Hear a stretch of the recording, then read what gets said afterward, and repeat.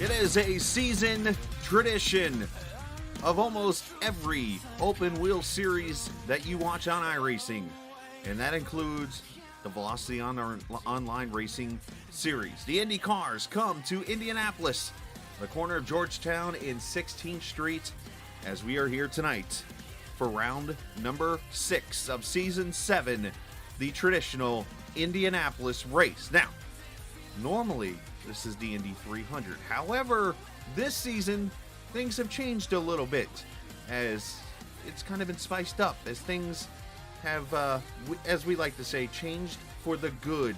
This season, we get to do 500. It is race number 6 of this, round 7, I should say, of the VOR Indy Car season, as we welcome you to the Indianapolis Motor Speedway virtually for the Indy 500K kilometers. A slight different than the actual race, as we get ready to do 125 laps, 312 miles in 500 kilometers around this yard of bricks. I am the captain, Chris Scala. We welcome you in to this tradition that we've been able to cover here on the Captain eSports Network for 5 seasons now, ever since race number 3, the 3rd season of VOR's Indy Car season. We're now here at season 7, and we get to rock and roll at the Brickyard. These guys have had over 5 practices, multiple days, and even multiple practices in one day to get ready to do some great racing here around the Brickyard. And we've got ourselves a star-studded field of about 27-ish cars or so that are about to go racing. Yes, it's not the traditional 33, but you know what?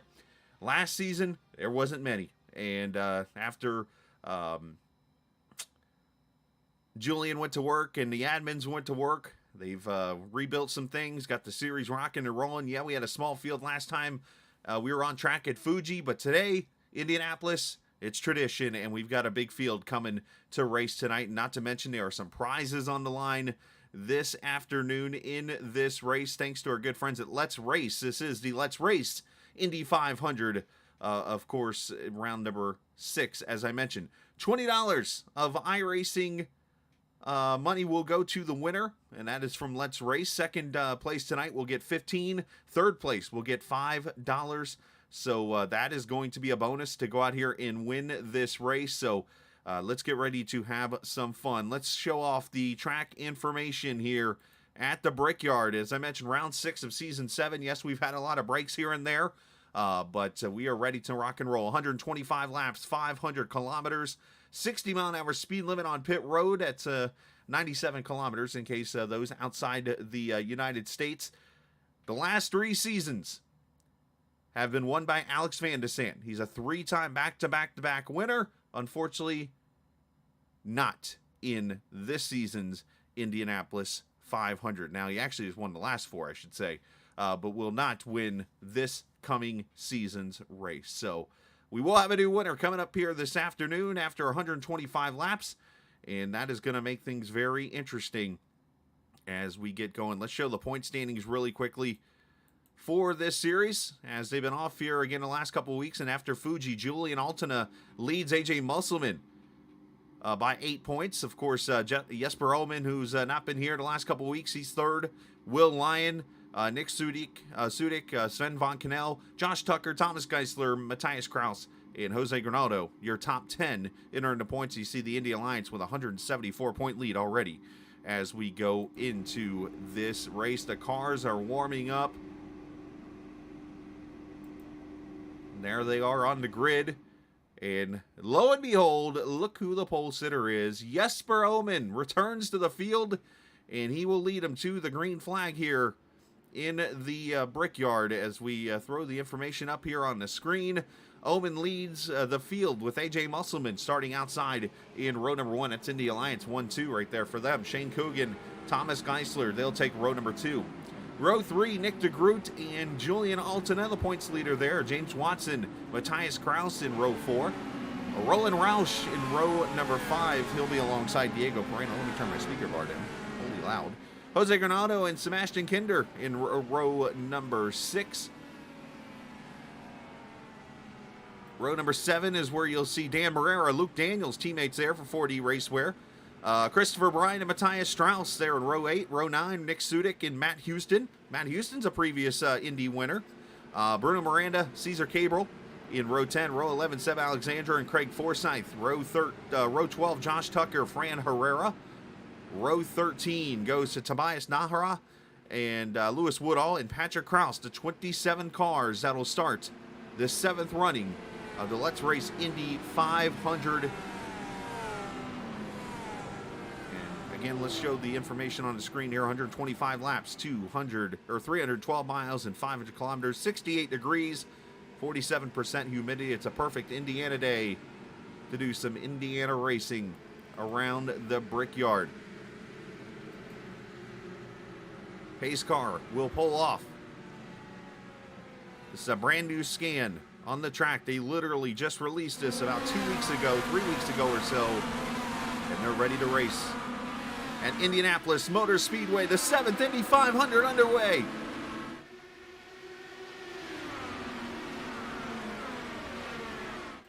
Of course, normally our cameras tonight presented by TrackCams22.com. They are still on board with the cars.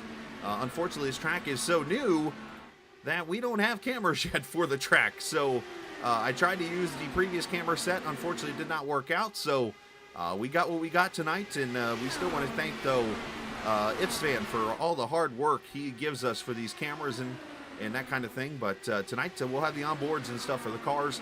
And a big thanks to TrackCams22.com. As Patrick Kraus is in trouble, off track and already destroyed in the inside wall. No caution. And now they're wrecking off turn 4.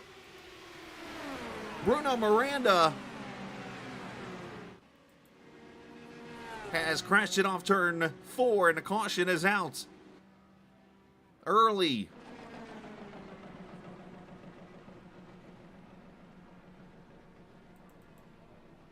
I was going to say thank you, though, to TrackCams22 for all the hard work they do for the Captain eSports Network. Oh, Miranda gets tagged into the inside wall by somebody. And what a miss by everyone else. Holy cow. Watch this again in slow-mo. He gets tagged by somebody there behind him.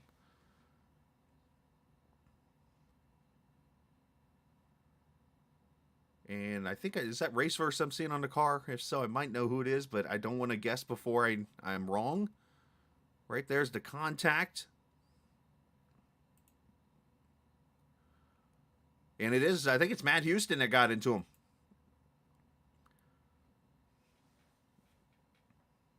Now, I'm not sure if there was a checkup or something. We'll have to get another view. Oh, there was, Craig Forsyth got some damage. On the 27, he's got a destroyed right front. They should be able to fix that, though. Let's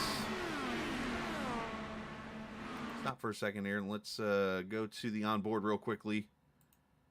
That's not the onboard. That's a smiley face.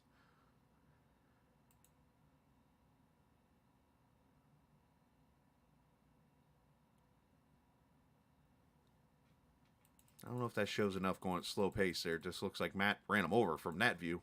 Let's see this again.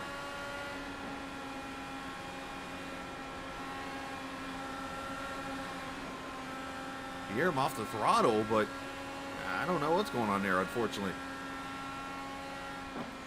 That just looks like he might have tagged him there.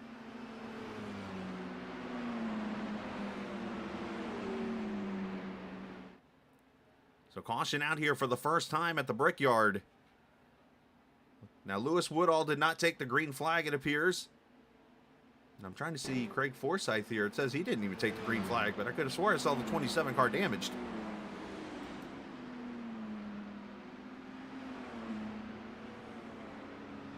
Nick DeGroot up 3 spots already from the start of this race, up to 2nd. Musselman running 3rd. Geisler and James Watson, your top 5 here, and a lot of cars coming to pit road.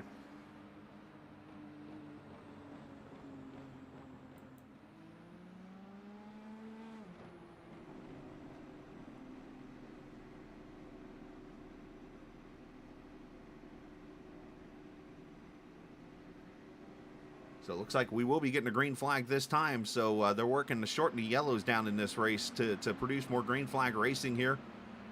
And we'll take the green here at lap number 4, going to lap 5.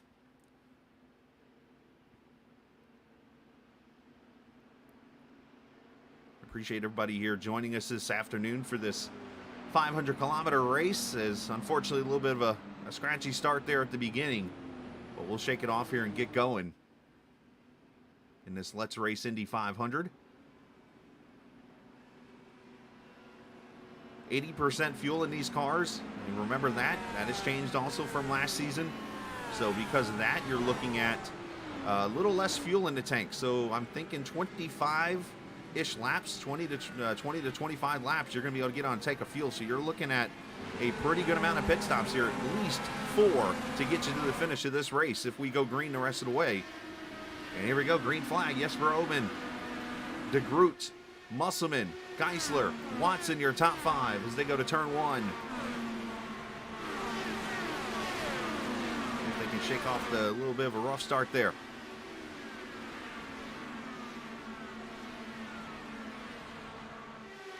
This guy's going to get into a rhythm, and DeGroot, the man on the move. The 93, I am DeGroot to the front.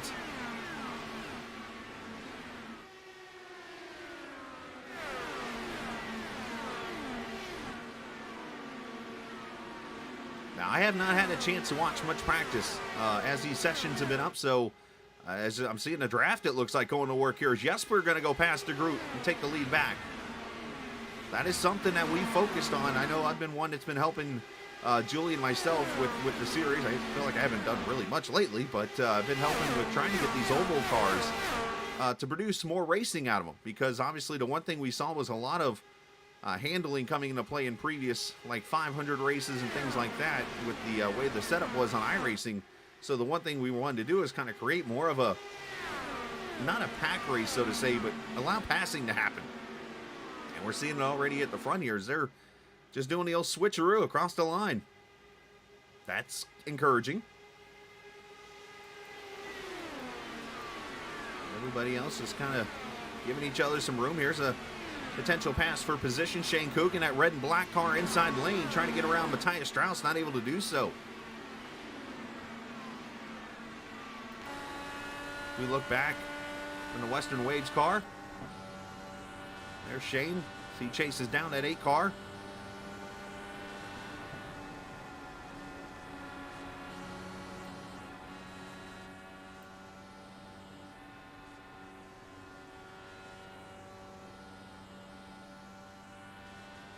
The leaders continue to do the old switcheroo. They're trying to pull away from Musselman's what they're trying to do, I think. So what I'm seeing here is you're able to get runs through the corners. It's just a matter of, will it be give and take? You see Omen, or not Omen, I'm sorry, Strauss there. Could easily let that car go, but he's deciding not to and drive it into the corner. Shane being very conservative with that move, which nothing wrong with this because it's lap number 7 of this race right now.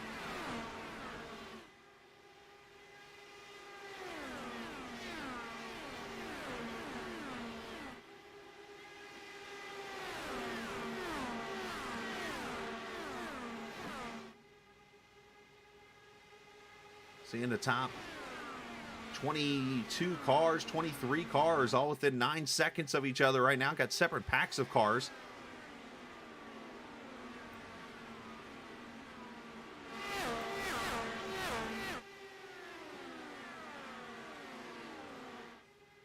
As Bruno Miranda, unfortunate break, man. Sorry to see that happen to you, dude. Unfortunate for the 70 or for the 19 there.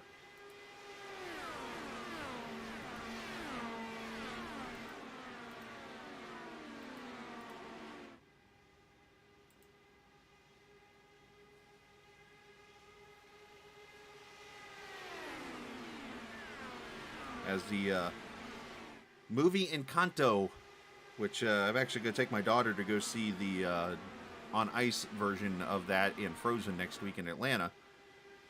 I can't help but see Bruno's name and think of, I guess this race didn't want to talk about Bruno no more, did they? Sudik, who's usually pretty good here at Indianapolis, he's running back in the 13th position as we check him out, following Dan Morera there. Behind him, Shane Cogan. Again, Matthias Strauss there behind him with Cesar Cabral. Everybody just kind of working their way through this race, getting runs whenever they can. Trying to make passes, playing the strategy.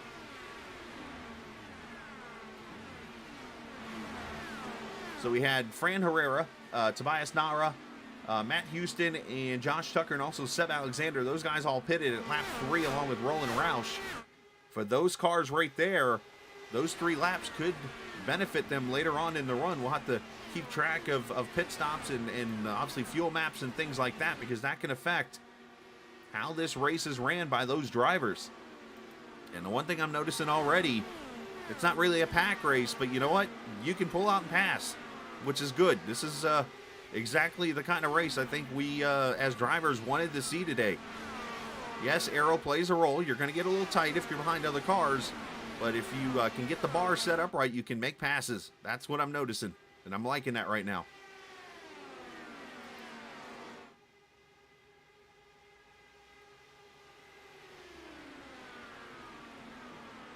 DeGroot and Oman continue to pass each other for the lead.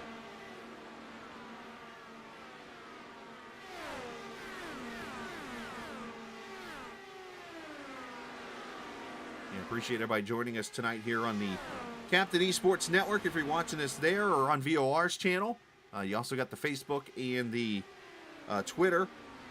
I think we're everywhere. Twitter, Facebook, YouTube, Twitch, VOR's YouTube. So many spots you can hear us from.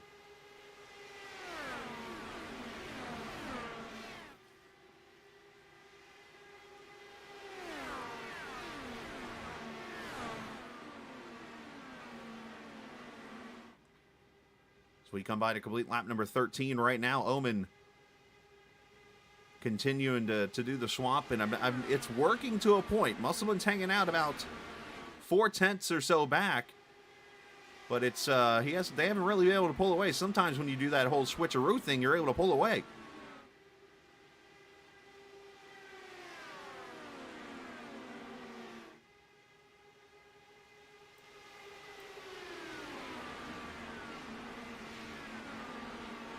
Back here, Dan Morera, Shane Cogan as they battle out for position, along with Sudik as they work their way through the field here.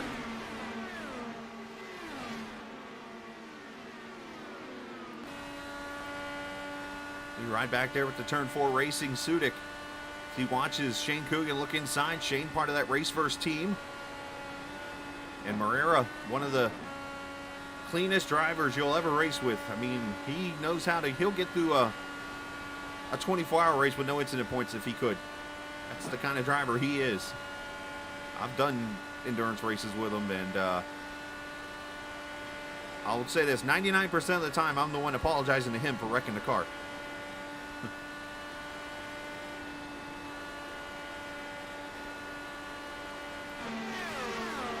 So I think this is where you're seeing the difference in map right now. I mean, some people may be running map 1 to 3, somewhere in that range, which is not saving as much fuel as, say, if you're running map 5 or something like that in this race.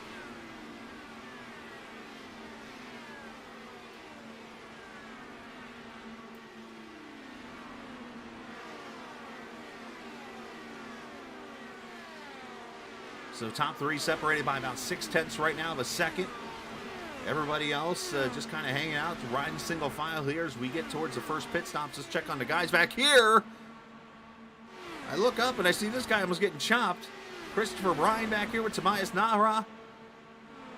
These guys here all pitted at that caution. And you got to wonder if they're going to try to save fuel here and go into a fuel strategy. I once talked to Craig Forsyth about racing open wheels. And the one thing he taught me that I've never really thought about, and it makes total sense to me, is when you start an open wheel race like this, any kind of Indy car race is a fuel mileage race immediately until it gets to the point where it's not a fuel move anymore. And I've never thought about it that way. I've thought about it as always like being a stock car guy. You go as fast as you can, and when fuel comes into play, at that point you worry about it. But I'm expecting pit stops to happen here in the next probably 5 to 10 laps.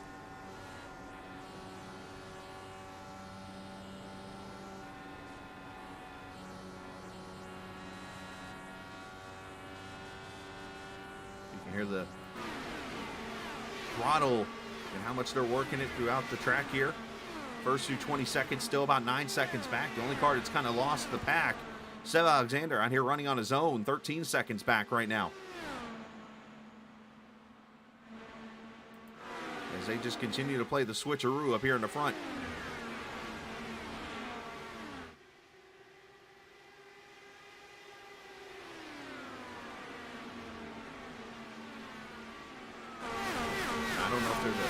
Proper title to like the whole switching thing. I always joked around and call it Mario Karting, because if you go back to when Mario Kart came out for, I think it was the Nintendo 64 at the time, you had to like draft like that to go fast. You couldn't just go out there and win it like Mario Land or whatever by yourself. You had to like find a car and draft with them and do the old passing like they're doing to actually go fast.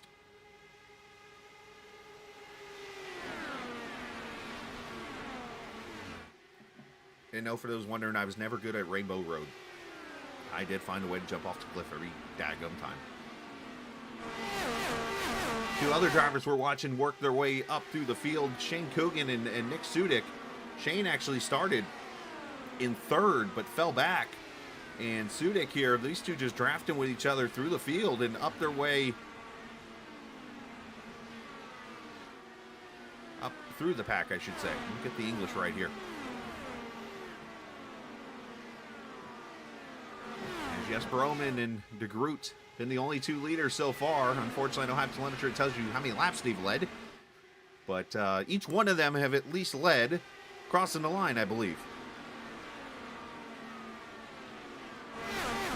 Now, of course, as we get towards the green flag, pit stop says, oh, up there, was that Cogan that got the wall?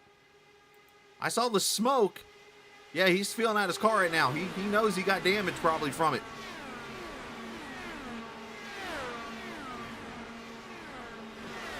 Made it through the corner. He might be okay. Probably just a 0x, but a scary situation there. Let's go back and see it. It's already happened here, so let's just rewind it manually, unfortunately. You're going to see him come off the corner. He gets tight, I think, in the wake of... Oh, you know what? He clipped the rumble strips there. And there's the smoke and the momentum loss. But yeah, he clipped the apron area where there's rumble strips coming out of turn 2 there. And that looked more like warping issues back there. Whoever that is having some serious issues warping.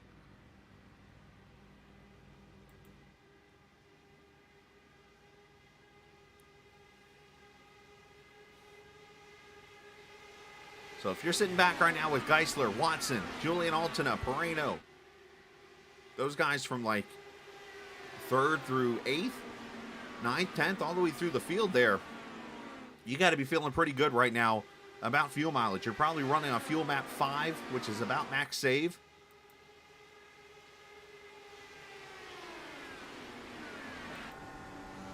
You ride with Pereno here. He's actually sticking his nose out there to get some clean air so the car doesn't push on him. I wouldn't say he's in max save, or else he'd probably be in 6th gear the whole time.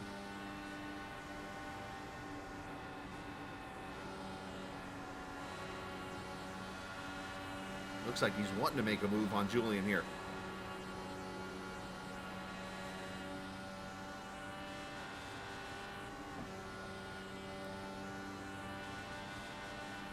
All right, I'm starting to hear pit stops maybe coming this time by.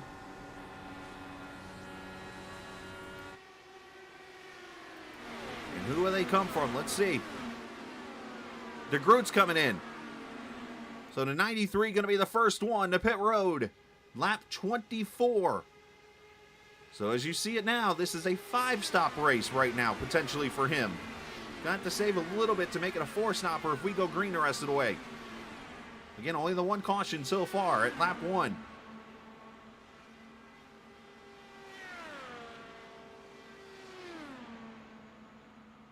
Four tires, fuel, and he'll easily not go a lap down here unless something drastic happens. As there he goes off pit road 8.7. Great stop for him. So Jesper Oman now leads this race, and let's see. He's let a lot of, he's going to come to pit road now. So Jesper's coming in. This is right on the number to go 4 stops.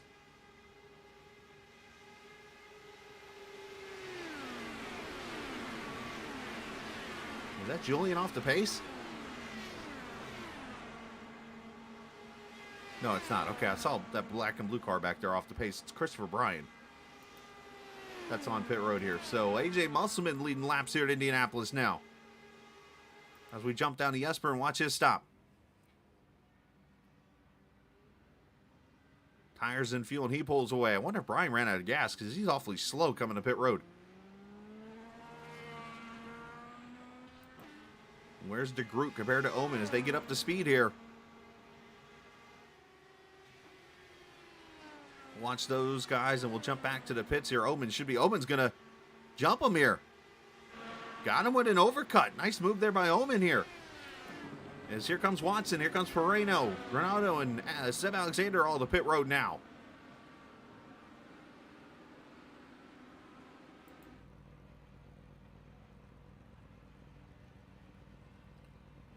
Four tires and fuel for all these drivers as they pull away.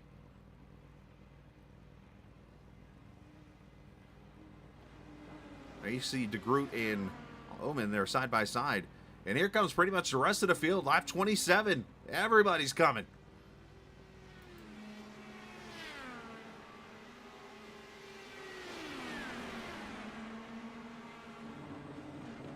Everybody pretty clean on the pit road, which is also good.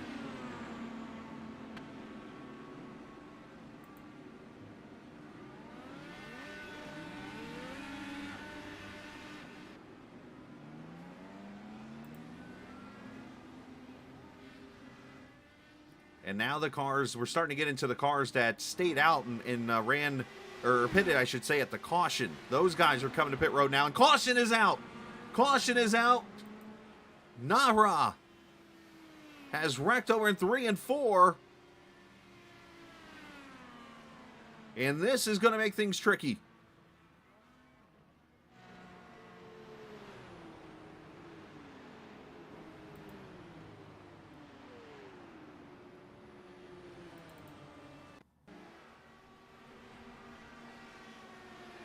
Awfully early in the crash here. So it looks like the caution actually comes later, because when it shows that, let's see here. Oh, he's high already, and oh, he's blinking out. That's his first issue. Hey, he smacks the outside wall, and it sends him packing, unfortunately. Bam, inside wall. An untimely caution.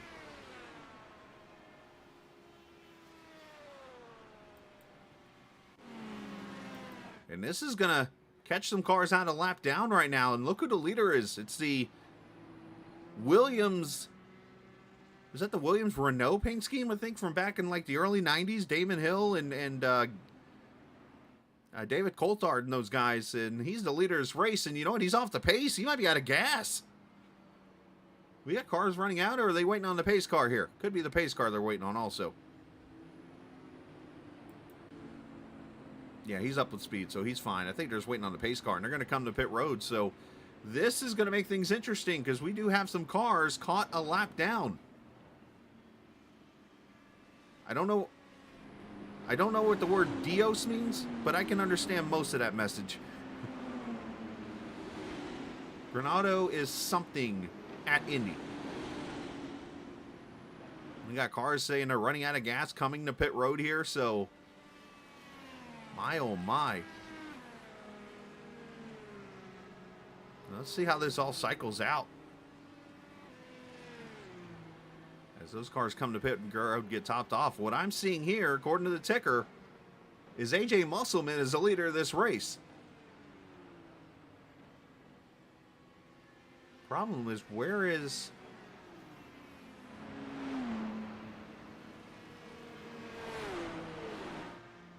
Okay, here's Omen and DeGroot, 7th and 8th from what I'm seeing here. They're catching up, so because of the caution coming out, these guys were on pit road during that caution, and they were able to jump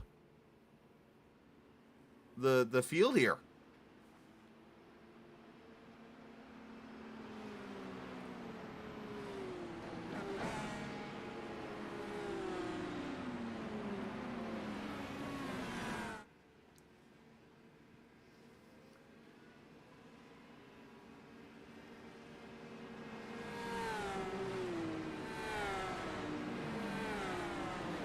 Might get an extended yellow here. Yeah, we did. So yeah, we're gonna get one more lap of caution here. Normally we were going to go green here, but because the cars didn't get wave around, so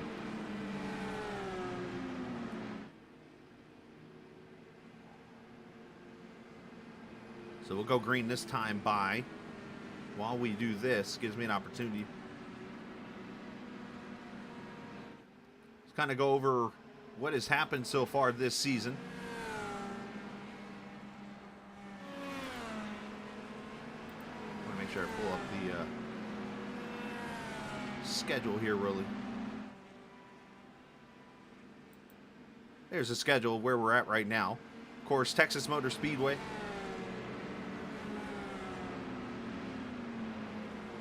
Texas Motor Speedway, of course, was round 1, and Michigan round 2. Those were both won by Jesper Omen. And then round 3 had the interesting finish to where Matthias, I'm trying to remember, I'm going off the top of my head here. Matthias Kraus was coming to victory lane. Unfortunately, got wrecked on the final lap and did not win the race in the end.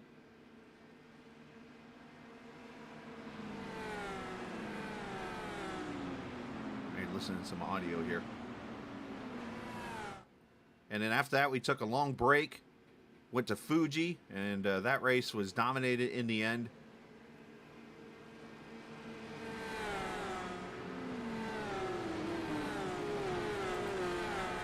As we get ready to come to the green flag.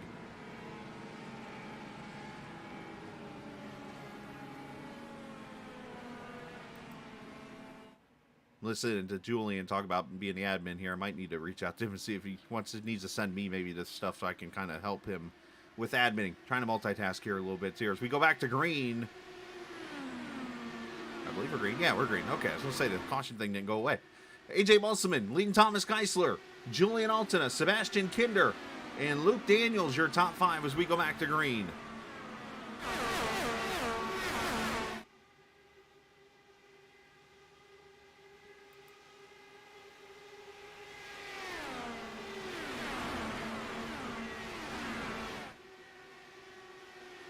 And apparently a penalty for Dan Morera.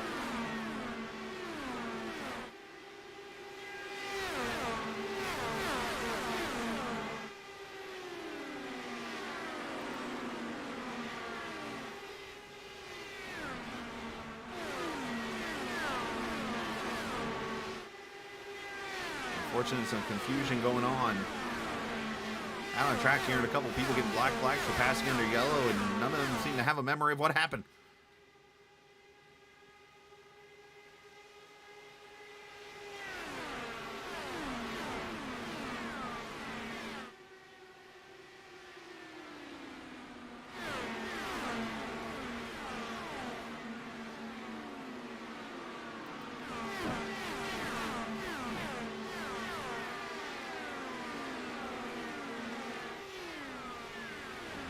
Musselman leading here in this 500-kilometer race now is Jesper Ohman, Sudik back here, 6th, 7th. De Groot there behind them in 8th. Those guys were the dominant drivers here early in this race. Unfortunately, got caught with that caution coming out here.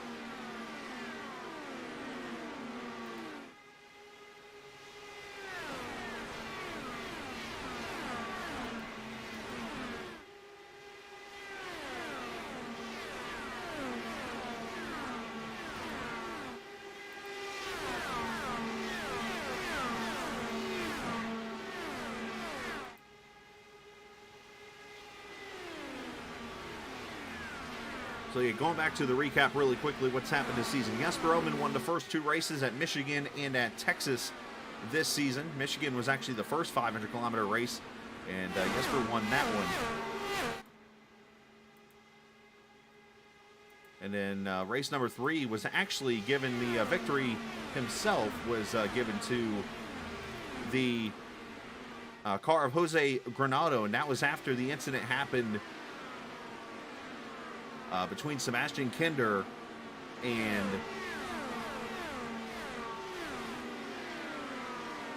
the Matthias Kraus car.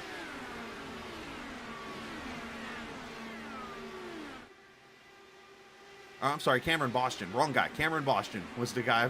I'm literally looking at the results as we're talking here. So Cameron Boston got into the Matthias Kraus car. Cameron ended up getting a penalty and finished 4th in that race, as Matthias finished 9th, and that was on a last lap accident that happened there at Phoenix.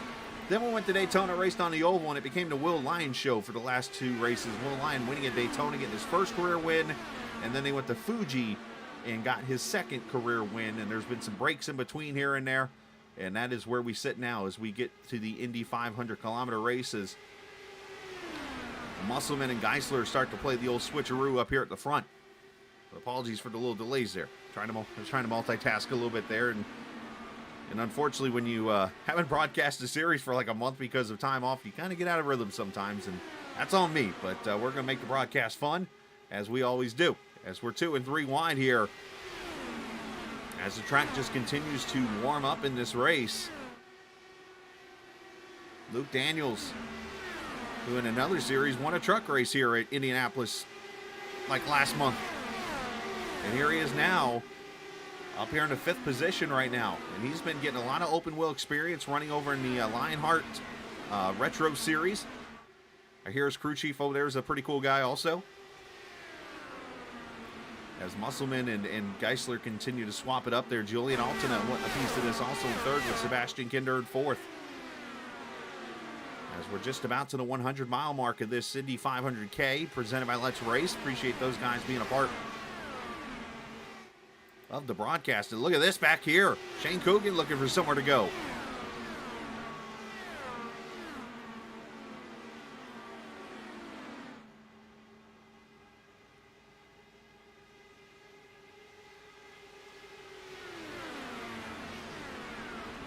Eight laps on the board.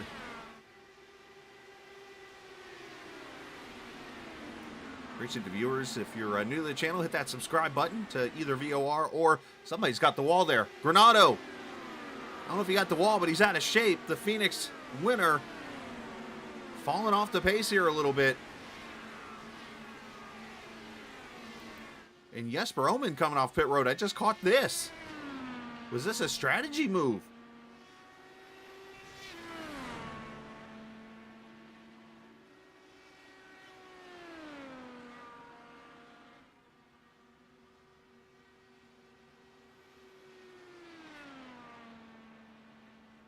Kind of check back here. We've had a couple cars pit.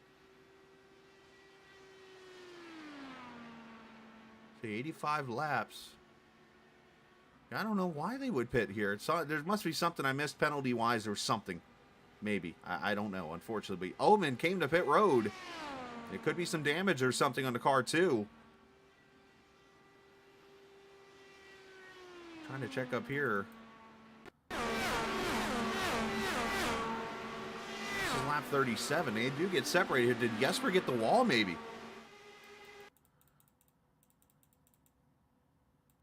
Oh, right here. That makes a lot of sense now. That is Jesper hit the inside or the outside wall, turn 2, so it bites somebody again. And because of that, Jesper Omens had to come to pit road and now sits a lap down in this race. So right now, his chances have kind of taken a big hit now after that caution, and now that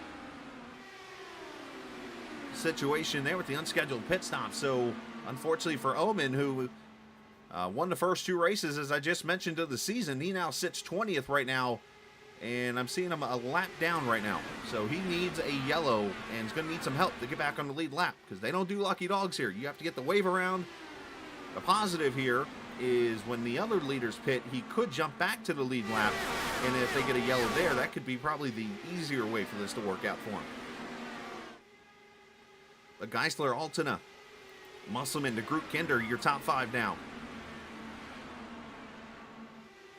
Definitely been entertaining here. Hopefully everybody's enjoying the race so far in the broadcast. I am the captain, Chris Scala, the voice of VOR, if you will. The 7th running of the Let's Race Indy 500. Of course, the last 5 races have been here on the Captain eSports Network. Been a privilege to be a part of a race of this prestige in either league. I mean, in any league, if you run an open car and you run Indianapolis, I always feel it's a special race to broadcast and stuff. Kind of like when I do a stock car race at Daytona, I feel that way. Not that no other race is not important in any league, but it's like I'm broadcasting at Indianapolis. Yes, it's on a sim, but it's still Indianapolis.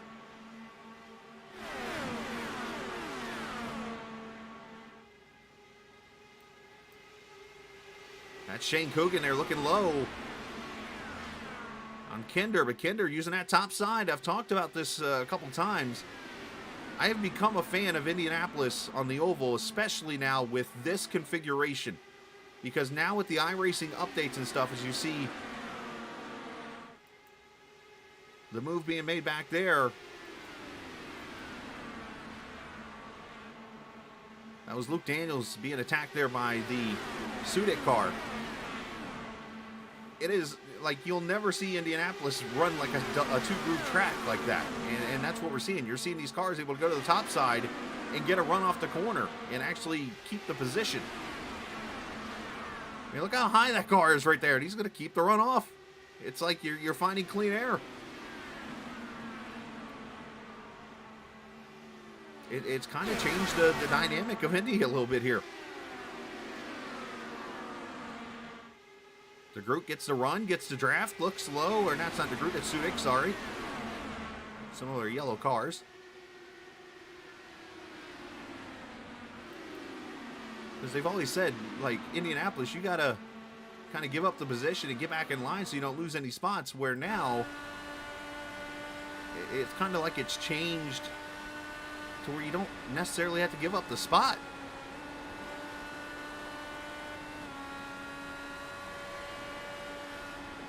As we ride with Kraus here.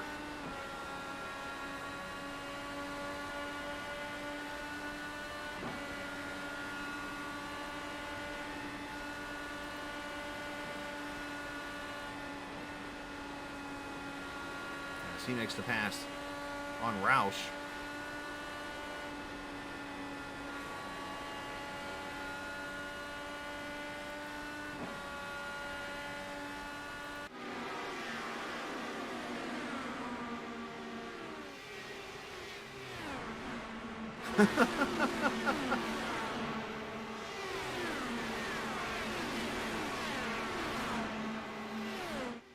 Oh, Matthias, what happened afterwards? I see you're still behind the wall. That's Matthias Strauss we're talking with in the stream here, or in the chat. I see you and Granado off the wall. I know Granado got the wall. What happened to you?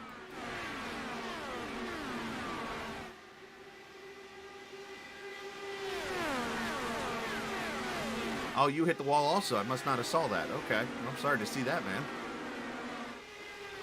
What kind of damage is it causing to the car? Because I know, like, before the update, when you would hit, like, the tire and the tire would flop around a little bit, if you got back to pit road, it was only like a 40-second fix. Is it more than that now? Is it like 3.5, 4 minutes or whatever?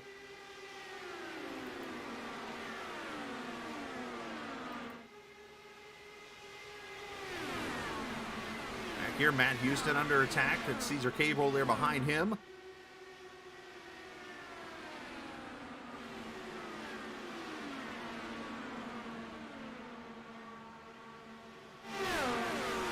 Houston should be able to get the toe of the car in front of him there. He sure is. And look at that, going to hold the position. So, again, another difference, I guess, if you will, from a traditional Indianapolis to this is kind of like in a stock car. If you're not able to complete the pass off the corner, that outside line car almost has the toe of the car in front of them that pulls them ahead. So you almost got to be exactly side by side with the car entering the corner to maybe gain that spot. So that's going to make things tricky a little bit here. So have to keep an eye on that as this race continues on, as the leaders continue to swap spots. And DeGroot up there top side at 93. Shane Cogan now up to 4th. Let's throw up the strategy board here real quickly. And let's see.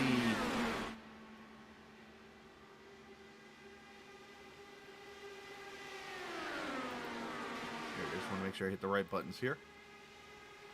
There's what it looks like right now in the top 12, fuel mileage-wise. Everybody pretty much in the window right now, so pit stops should be opening. Let's keep an eye on who comes to pit road.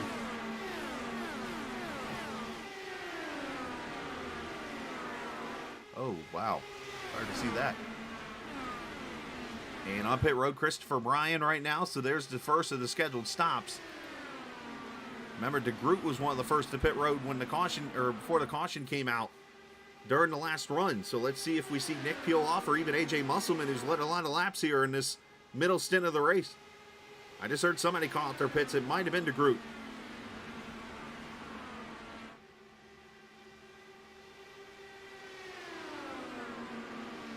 Off turn 4, it sure is. Here he comes. 60 miles an hour right there at that yellow cone to get to pit road. And he's going to bring one of the Team Watson cars with him there. It is James Watson himself.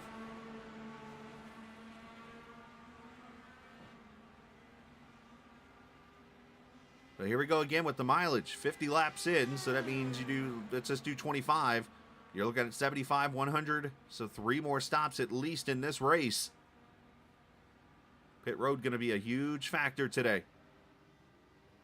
That was part of the reason of some of the changes with the less fuel and stuff, because now it puts kind of pit road into play instead of doing full distance mileage. Now it's kind of 80% to obviously 80% fuel, so 80% of a run of what you would normally see in an open wheel car. Seb Alexander on pit road now in the 49. And I think you're going to see some of the leaders coming this time by, potentially.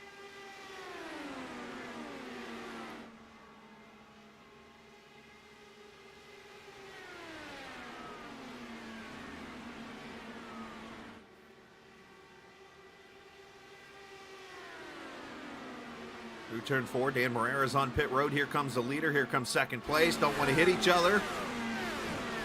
Great job by both.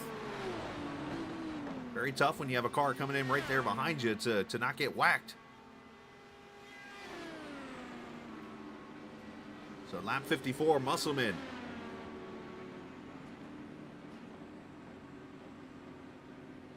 And Geisler on the pit road.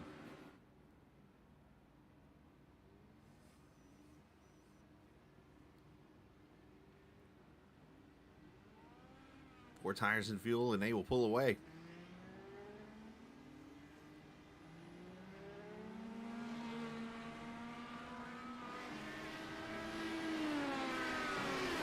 Luke Daniels, the VOR team on pit road.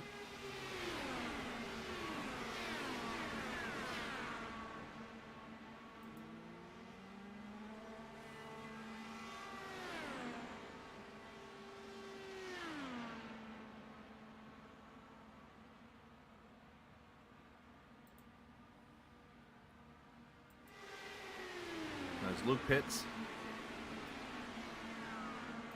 You're going to see some others. I think a lot of the field going to be working their way in this time by. 70 laps to go As I mentioned, still a 3-stop race no matter where you pit in this part of the race. You have to be able to get to the, I would say, lap 75 mark to make it a 2-stop race. So as you see, they're way short of that. So we're at a 3-stop stint right now. Somebody, who's that wobbling their car up there? I think the 9 ran out of fuel coming to his pit stall. That's Sebastian Kinder leading here. Matt Houston, Matthias Kraus, Roland Roush.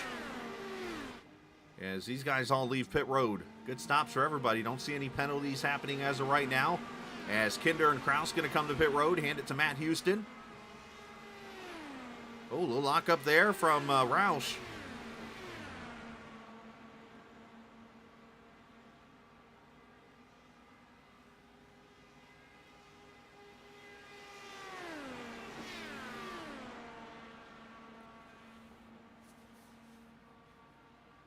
It looks like the top 3, once we finish this cycle out, are going to be pretty close together again.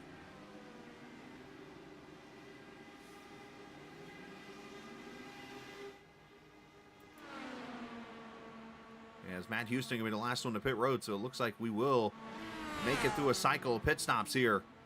Unlike the first time around when we got a caution in the middle of it. So that is going to be your leader as we come back from the cycle of pit stops. De Groot going to have about a half a second on Shane Cogan, who's got about a half second on Musselman. They'll probably be able to draft back up together. And Geisler is about a half second off of Musselman. Altena is about a half second off Geisler, so you're going to see the line of cars here. They're not really spread out, which is awesome. Good racing here. This is what you want to see at Indianapolis, where you get great racing like this. You get a chance to catch up to each other and pass and race. And that gives you a chance to steal track position and that kind of thing. So far, so good. At this Let's Race Indy 500. And as I mentioned, this will be the first season that we actually get a new winner in the last 5 seasons here. And I don't mean that in a negative way. I mean, Alex Van de Sant, is just straight good. And he's good at Indianapolis. And that's why, he's a champion from last season, a multi-time champion, and a multi-time winner in Indianapolis. And when I say that, I don't even mean that in this league alone. He's done it in other leagues too, when he's went out and won this race. Let me go back to season 6, season 5, season 4.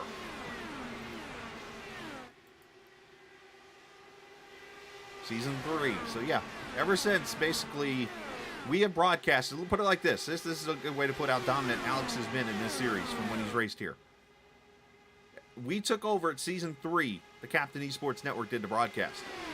He's the only winner that we have had on this broadcast in Indianapolis. So today will be the second winner that we've ever had on this broadcast here from Indianapolis. So he's pretty damn stout. Let's just put it like that. Oh, somebody got the wall there. That looked like maybe back at Matthias. Nope, a little farther ahead. Was that Kinder maybe that got the wall? Well, hopefully his car is okay. Actually, you know who it is? That's Jesper Omen, who's a lap car right now. Jesper running still a lap down in the 20th position, needing some help from a yellow.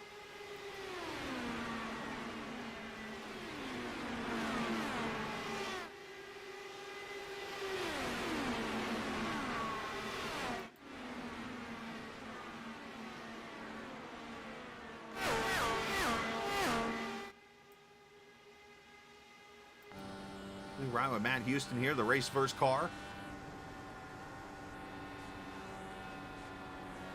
Of course, Race Versa, another broadcasting network that you can check out weekly. They got some races that they do. I know Matt's a good guy, and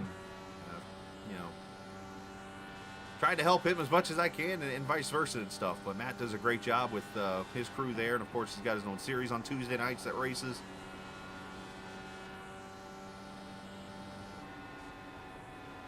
as Omen is on pit road again here. So Jesper must have got damage to that car, and that's why he's back on pit road.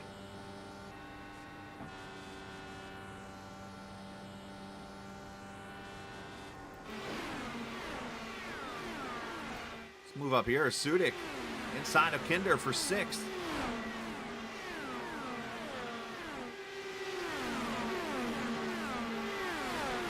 Nick has been strategically making moves in that 87 car.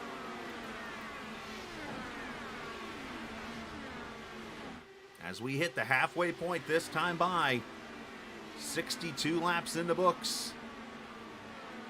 It's actually going to be 62 and a half. So right now, technically, is the halfway point. If you want to go with the whole logic thing before somebody yells at me like, dude, it's not halfway yet until they get to the backstretch.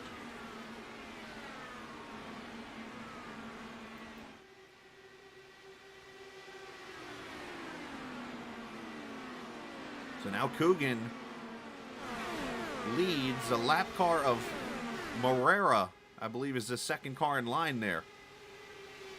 And then de Groot.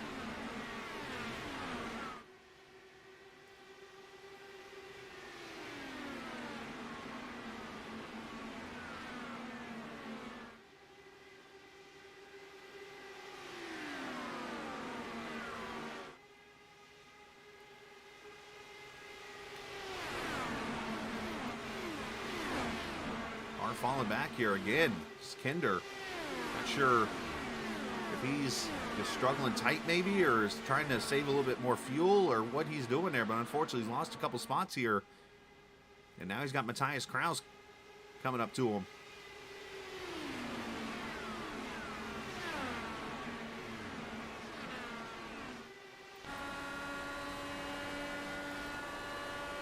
Kinder looking back at him.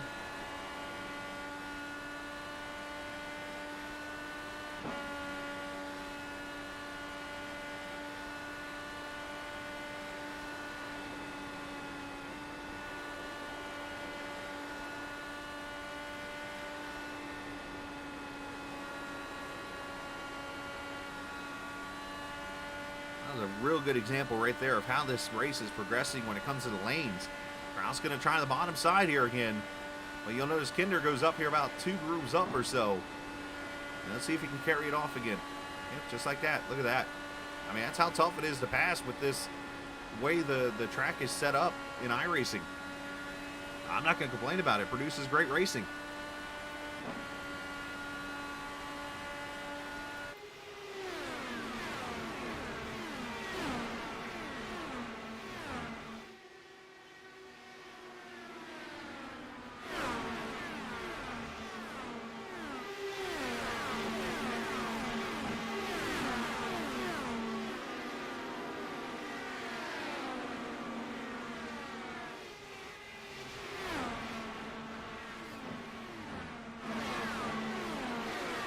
Settled down a little bit up there at the front. I think those guys are, I think you're seeing this race kind of settle in now to a little fuel mileage race. I mean, you're seeing drivers just kind of hang back now and save as much as they can to try to hit this 2-stopper. And I think once you get past lap 100 and get that final stop out of the way, at that point, I think the floodgates open up and you're going to see some racing. Because remember, there's no green-white checkers. There's no saving fuel and making sure you have enough fuel in case there's an extra like 10 laps of racing. It's not like that here. As soon as that 125 mark's hit, this race is over.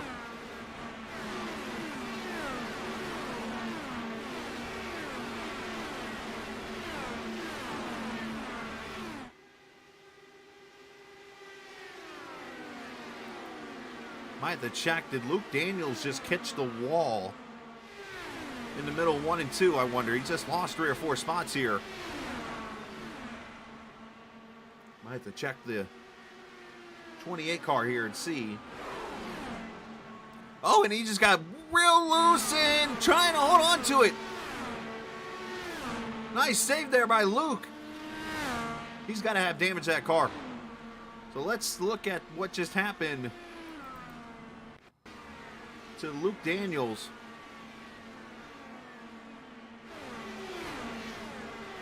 Okay, there. We got to turn 4. Let's keep an eye on it here up the front straightaway. This is the previous lap.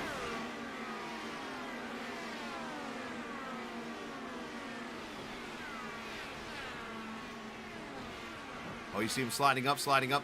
No, he didn't get the wall there. It looked close.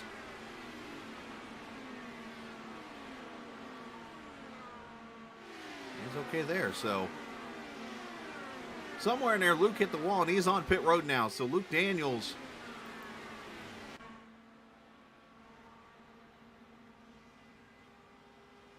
Oh, I'm sorry, he didn't enter pit road. The telemetry showed me when he spun into the area of pit road, it clocked him coming to pit road, but then he left. So he did never pit, but he does probably have some damage on his car. He's trying to get to the window of fuel so that he can then go to the finish potentially from the 2 stops here. So 70 laps complete. You want to get to lap 75 here, 5 laps from now. If anybody can get to that number, you're looking pretty good to get the rest of the way on fuel on 1 stop here. So that's going to be the key here. I know I'm kind of beating a dead horse here with fuel mileage, but you know what? You got to do whatever it takes to win a race. And I've learned that. As Jesper Oman is back on pit road, he might be taking it behind the wall, unfortunately for him. His, I believe, first running of this race here in this series will not end well for the 2 car.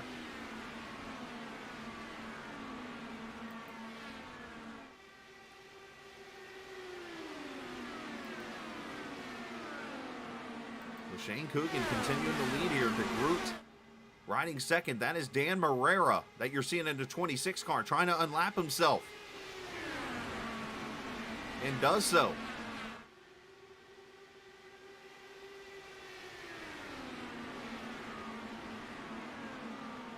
And if I'm Shane, I don't see a point of really battling Dan. You guys just ride right there behind him. Let Dan burn his fuel being a lap down. But, you know, Shane's going to work with him here.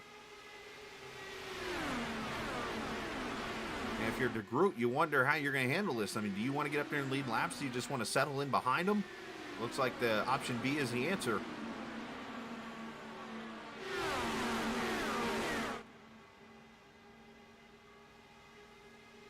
As Altena pokes out.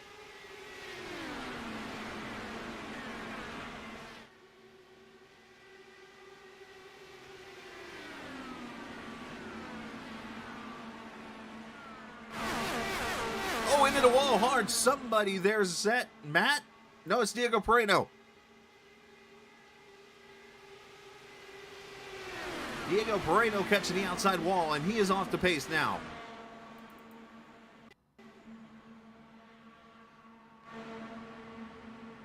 We can get a better look at it really quickly here. It happens right off turn 2.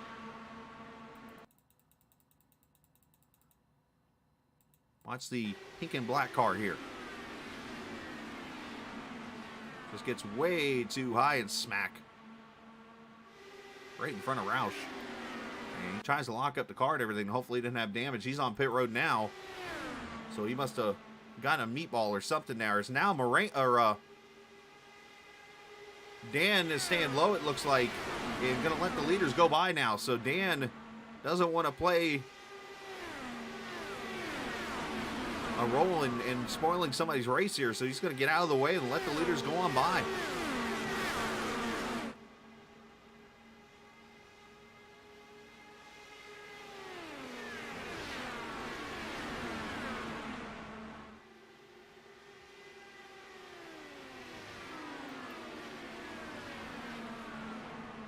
Everybody working their way around that 26.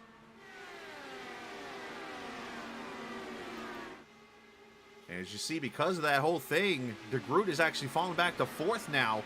Not sure if that got shuffled up with the whole passing of Marrera, but now Geisler and Julian have moved to 2nd and 3rd here.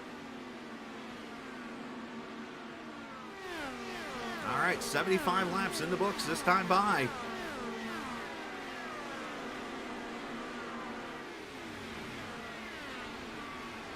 $175 miles.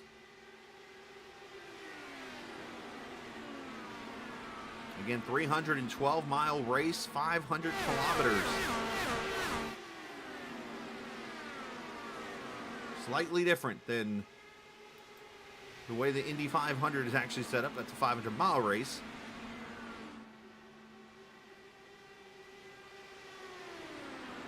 As we got Tucker and Watson on pit road. So now we're getting the pit stops here.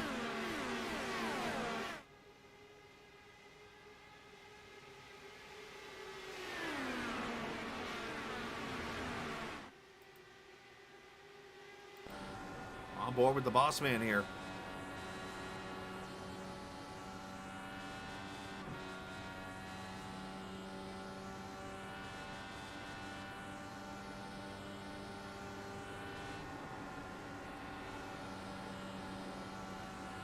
I think you're going to see the first of the leaders potentially this time by on pit road.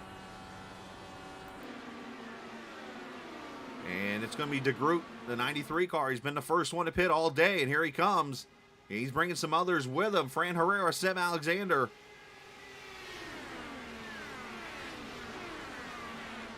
"60-mile-an-hour speed limit on pit road."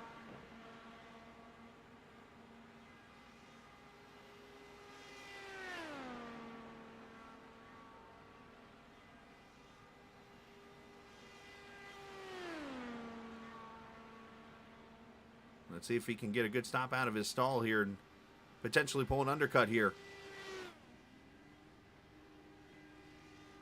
8.1 for DeGroot, 8.3s and an 8.8 for Herrera and Alexander, respectively. As here comes the train of leaders down the front straightaway.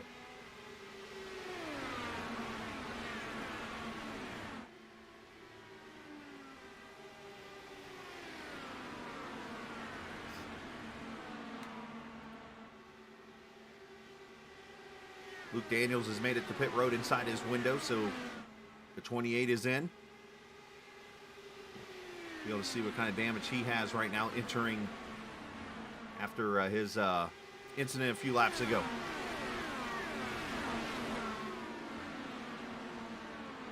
All right, so Shane Cogan now coming in. Musselman. Luke Daniels, as I mentioned, on pit road, so those two leaders right there coming to pit road. Along with Thomas Geisler. 45 laps to go next time by.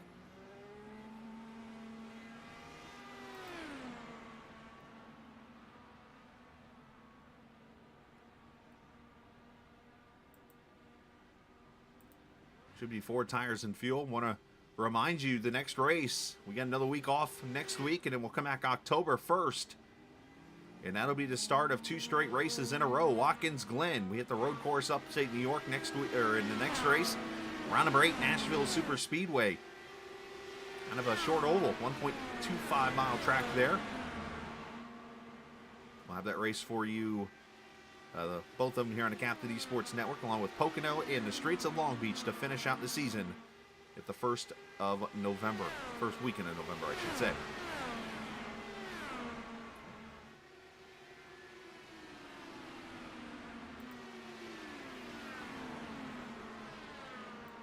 More cars coming in, so I think we're going to see Julian and the cars who have not come to pit road yet during this run. I say that as it looks like Matt Houston stays out for another lap.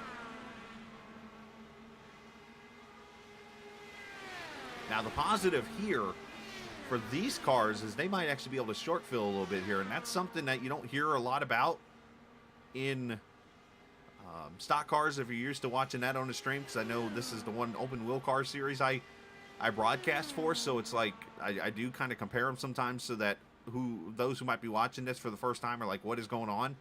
Open wheel cars, you can actually short fill and still run fast and even be faster because of lighter weight, where the stock cars, it's kind of different with the way the weight is shifted around. So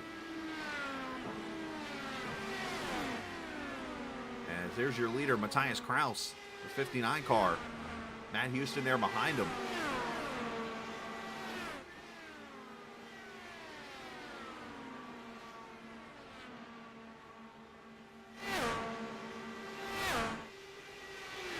And I think you're going to see Matt and those guys come to pit road this time by.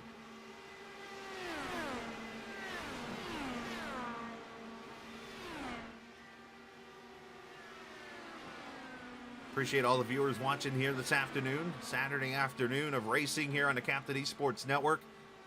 Also on Velocity Online Racing's website, or on their YouTube page, I should say. Also on the Captain Twitter page, Facebook, and Twitch. Wherever you like to watch this race, this is where you're watching right now. Is on pit road comes Kraus and Houston. This will cycle everything around to Thomas Geisler.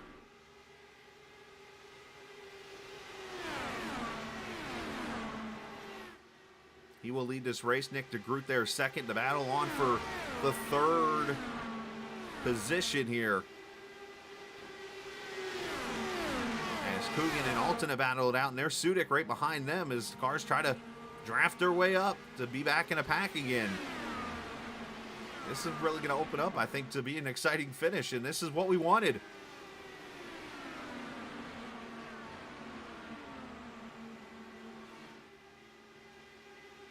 '59 coming right off pit road as the leaders come up to him here. Going to put him a lap down, unfortunately.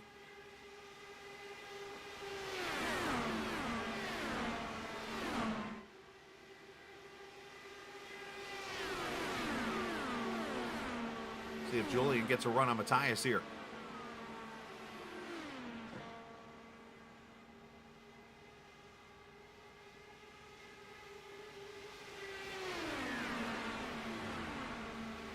Doesn't look like he will, so we have worked our way through this round of pit stops here. We are 84 laps in the books of the Let's Race Indy 500K here from the Indianapolis Motor Speedway, virtually on iRacing. I am the captain, Chris Scala. We welcome you in. For those who have just joined us, we have had 2 cautions so far in this race. Lap number 1, Bruno Miranda unfortunately getting turned by the 66 off turn 4. Unfortunate situation there for Bruno. He's behind the wall because of it. That was caution number 1. Caution 2 happened after a spin with the Tobias Nahrach car. Otherwise, we have been clean and green throughout this race. Had to see numerous lead changes around the track, but not necessarily at the line.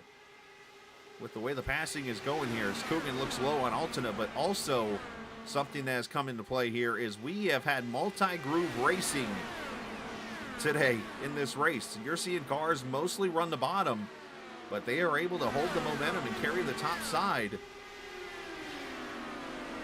around this track.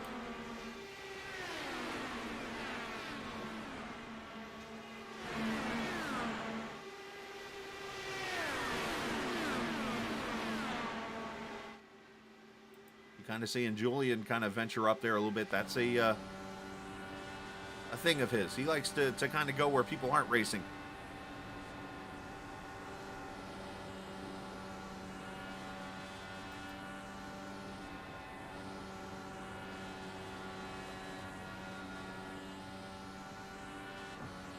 I'm not even going to try to pronounce where he's from. I know what country he's from, but that's...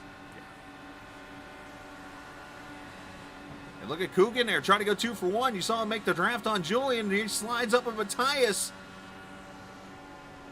That's the runs you can get here.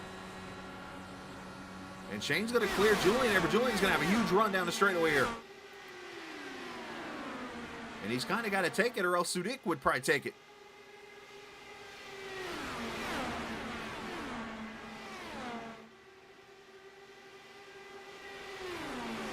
Kraus doing nothing wrong there. He's trying to get back on the lead lap here in this race.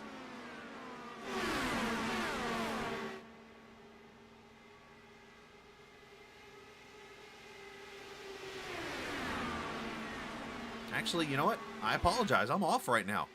Kraus is actually on the lead lap in 3rd. I thought he was going a lap down. My bad. I got that absolutely wrong. So, Matthias Kraus is 3rd with Julian 4th.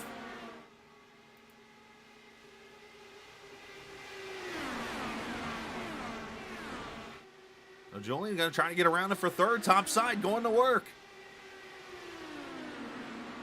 He got him.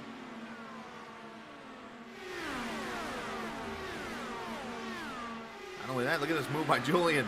Going to go to 2nd. Going to try to get the lead. How about that? 4th to 1st in 1 set of corners. Takes 3rd in turn 4, goes down the straightaway and takes 2nd and 1st, and now leads this race. A monster run.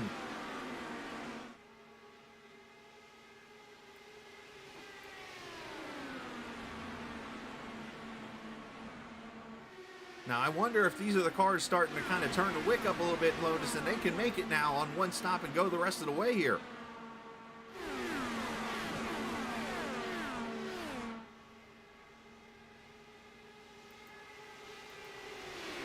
There's the pack of cars, 12 deep right now, all the way down to Fran Herrera. There's Seb Alexander in the 13th position. 14th right now is the 92 of Diego Perino. Diego is still on the lead lap right now. And in the first car lap down is Luke Daniels, now in the 15th position after the incident he was involved in.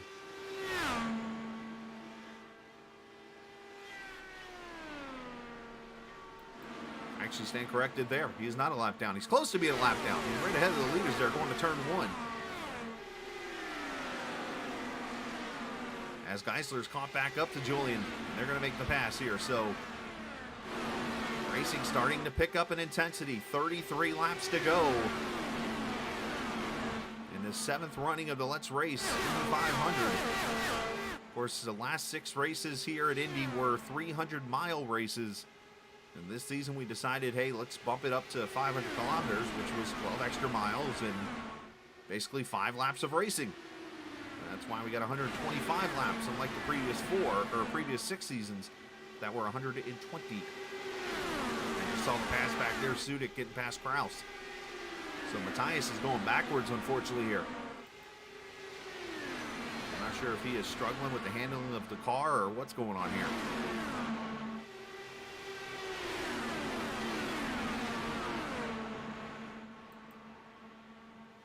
AJ Musselman running back here with the Kinder car as they go side by side there for a second. Musselman just kind of strategically working here, trying to get himself to the finish of this race where maybe he can make a move and get that VOR win that he's been waiting to get. Had a couple of top 3s this season.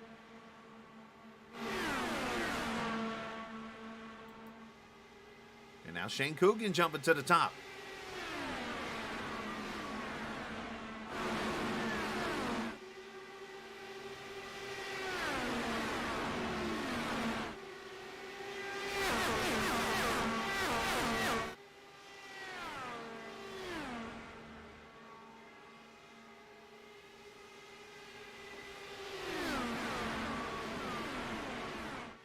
Lap times around here at about... Oh, somebody got the wall back there.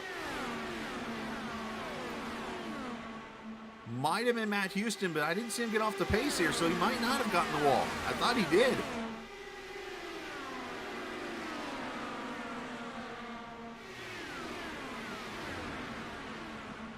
The car looks like it's okay, so he's digging.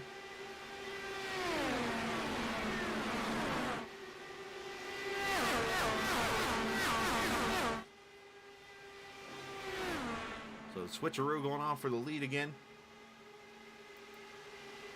Biggest mover in the race today happens to be Sudik there from 17th up to 4th. How about Fran Herrera from 24th to 12th? Matt Houston, 18th to 7th. And Cesar Cabral from 20th to 10th. So those are your 4 big movers in this race.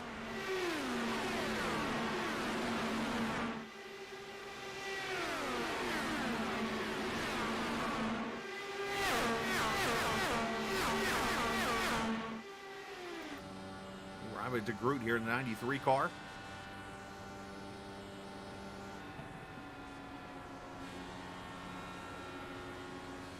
Here in 6th gear all the way around. Now that is max save on fuel right there. Oh, and somebody has spun right here, turn 4. Christopher Bryan. And that is going to really put this race into an interesting spot.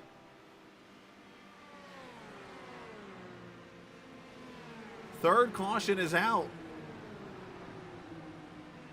Just heard over the radio, Brian said he got taken out from behind. Let's see the replay here. The 0-0 there. I heard him say he was pitting. Oh, yeah. Somebody clobbered him.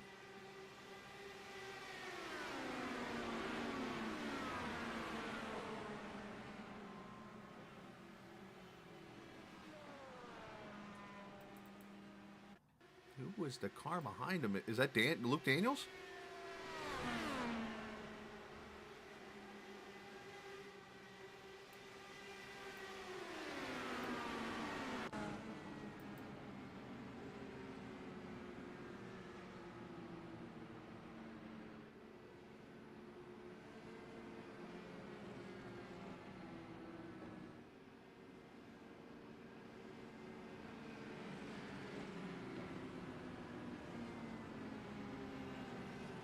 All right, so who comes to pit road here?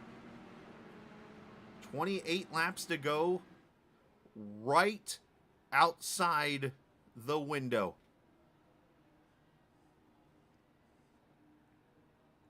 And now there is another factor that is coming into this race. And you see where it just changed to 26 laps to go. And that is because right now, there's actually a time window for this race to get done. And we're right on it.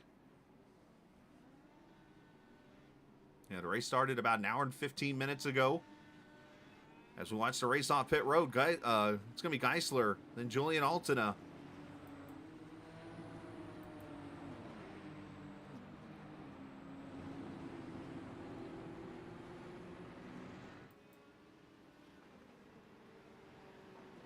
And I'm going to assume that we're going green this time by. I just got the confirmation from the admins. We are going green this time. So they're coming right up to the pace car, and we're going green off turn 4. And we are about to have ourselves a fuel mileage race, boys. Especially if this race stays green. It's like I said, I even tried to stop talking about it for a little bit. And here it is, back at it. It's like...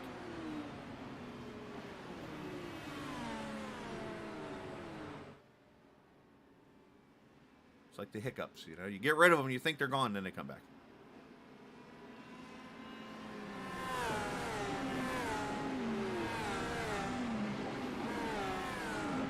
All right, as we come off turn 4, Geisler getting out a little ahead there as we come to the green at completion of lap 98, 27 laps to go.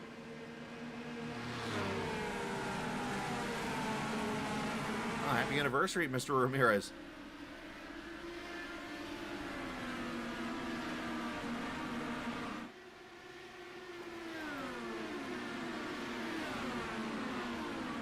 Guys get up to speed here, and I see smoke, and around goes Roush, and that's going to bring the caution out.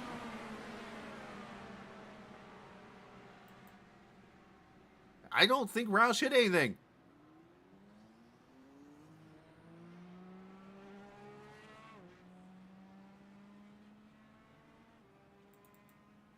I saw smoke up ahead, and I think Roush might have checked up. You see the smoke there, it popped out, and then he just gets tagged. That's the Seb Alexander car, I believe, that tagged him. Now, where did the smoke come from? It's a $1 million question here. Look at it again.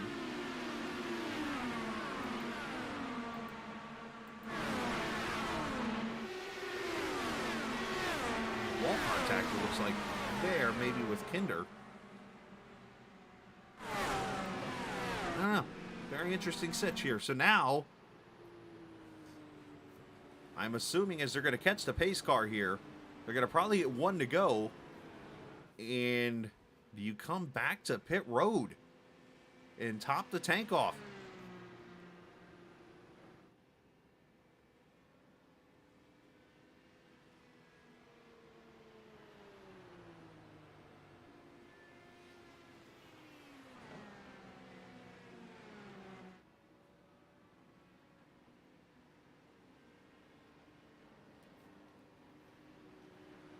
About to find out right now, because I'm assuming we're going to go back 1 to go this time by.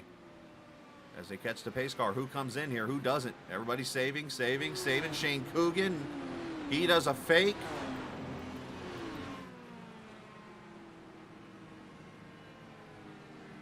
Caesar Cabral is going to be the first.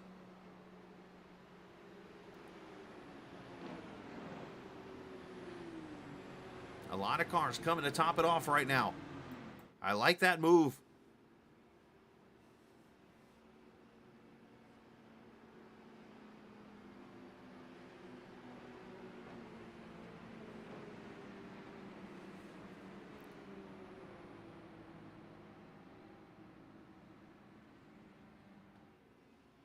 So it looks like we're at the 21-minute mark right now, left in this race.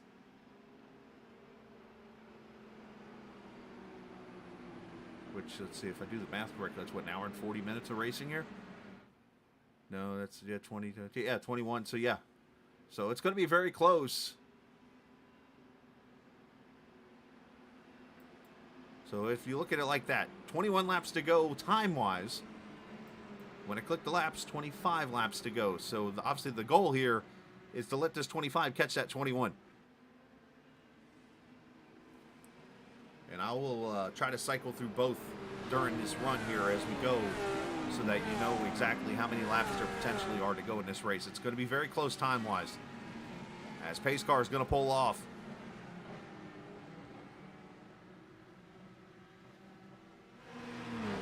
In the hands of Thomas Geisler, Julian Altena, Nick Sudik, Shane Cogan, Matthias Kraus, the top 5 as we go back to green. Kind of a slower restart. First car out of line back there. That is De Groot.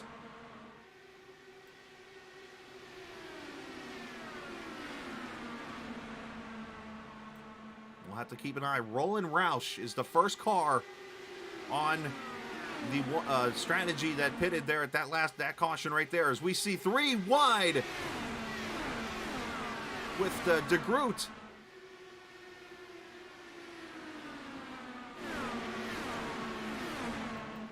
Up front, Julian Altena to the lead as they try to break the draft.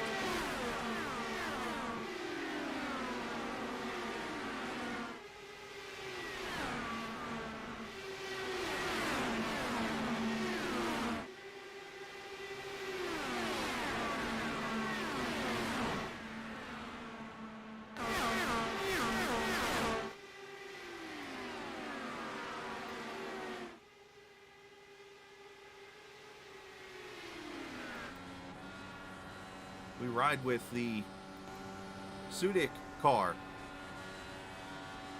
87 having a great race there. 4th position for him.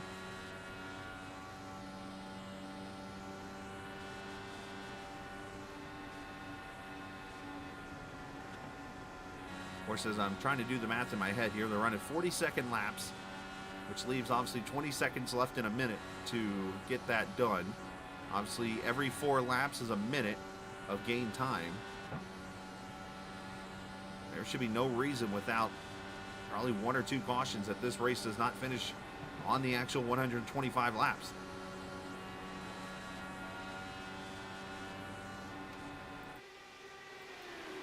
We look back here, the 59, Matthias Kraus trying to get around De Groot. As this track continues to get hotter and hotter.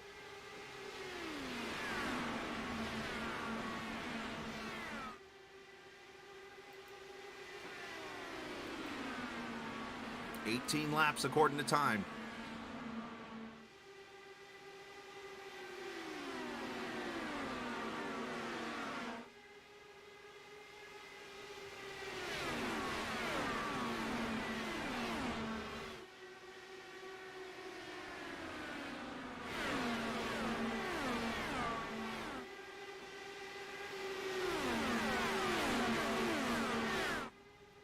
As Altena leads.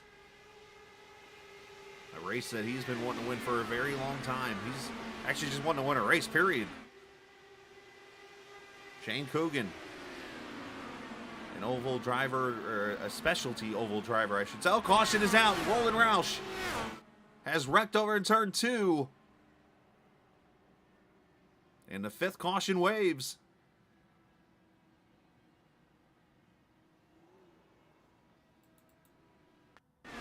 Unfortunately for the Williams Renault, and once again contact. Oh no, the same cars hit each other. I believe that's Seb Alexander in the 49 that got into him.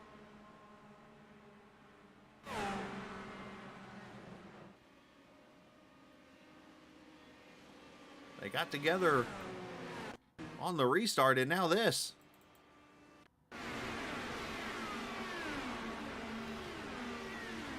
Just got tight.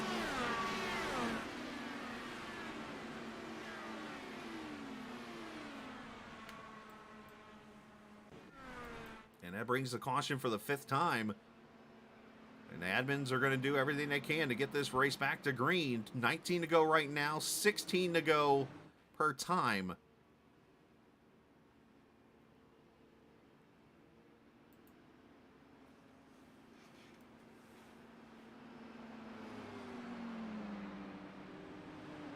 And unfortunately, with this telemetry ticker I use especially for this series, I'm not sure if there's an actual way for me to put the time left in this race up on the screen. I can certainly try. So let me try real quickly here. Thankfully, SDK Gaming, really cool system you can use here.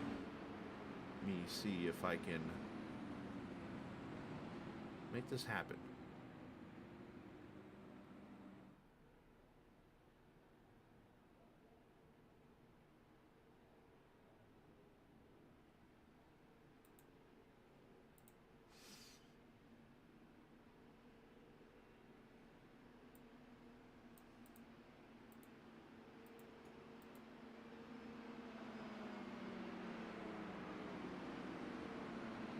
Unfortunately, I'm not seeing any kind of time show up, so yep, we'll just keep working with the laps. Unfortunate, but it's okay.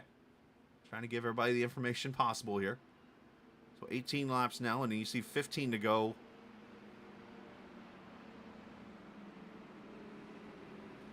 Yes, we'll go green. Should be going green this time by.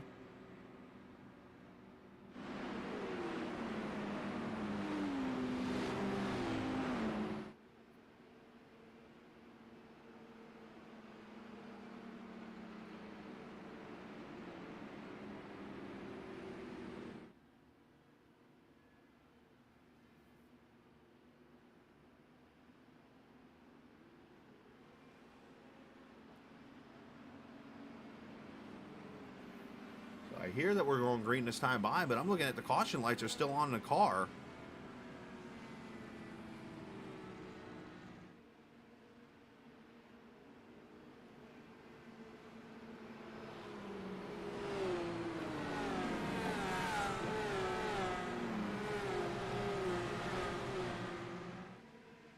Now the pace car lights are off. I think we are going green. All right, there you go. So time-wise, 14 laps to go in this race. Oh, big checkup and contact back there. That was back near Luke Daniels, it looks like, who's back on the lead lap, by the way. And it looks like everything kind of popped back into place there with Seb Alexander also. And I do want to apologize to Seb. I got him mixed up with the Caesar Cabrol car, as I believe he's the one that made the contact, unfortunately, with the Roland Roush car. So my apologies to Seb on that. He did no wrong. As battle for the lead, Cogan trying to make moves here. Julian trying to block, being defensive. Racing is intense now, boys. Time to go.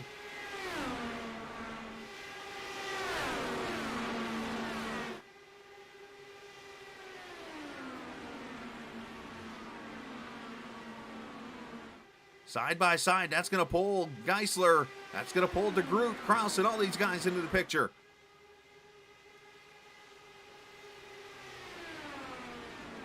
As Geisler pushes his teammate out to the lead.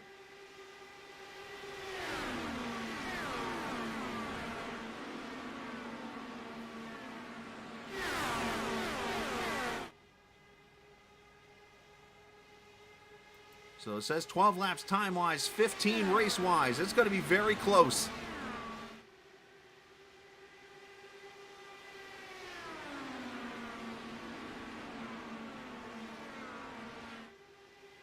As now Julian's going to get help. No, they're going to go 3 wide. Geisler to the bottom. And got it.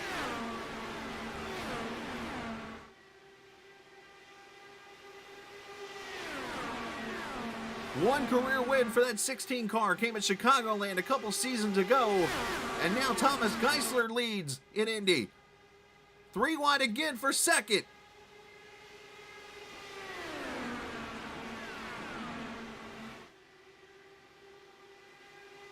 Ooh, almost some contact with Cogan and DeGroot. That got close. As Nick's going to cross him over, I think, here.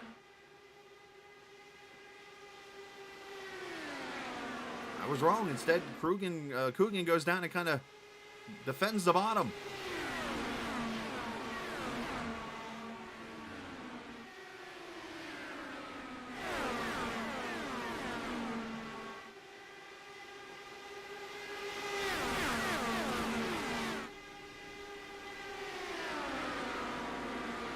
Cogan leads that lap barely. Oh, into the wall. Julian got it good.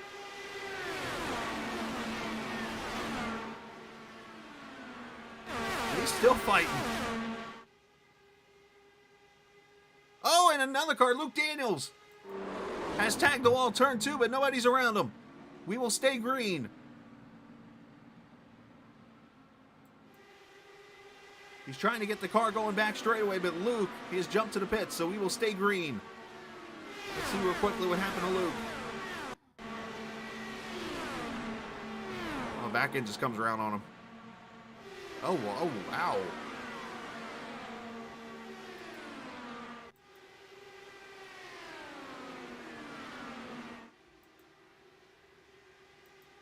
I think we're going to make it. If we stay green the rest of the way, I think we make it. As Geisler jumps back to the lead. You see Julian falling back now with that damage.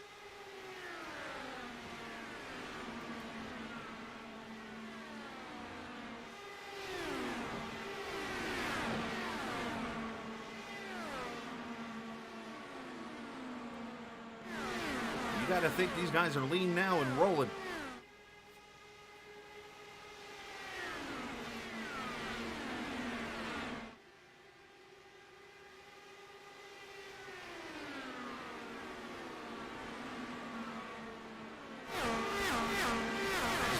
The cream rises to the top as Geisler and Cogan have been fast all day, and there's DeGroot who started on the front row.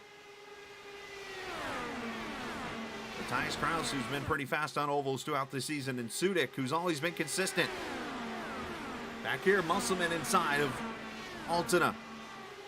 I think Julian's down on straightaway speed here.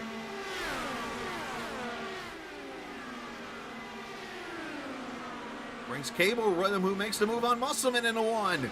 Oh, that's tight.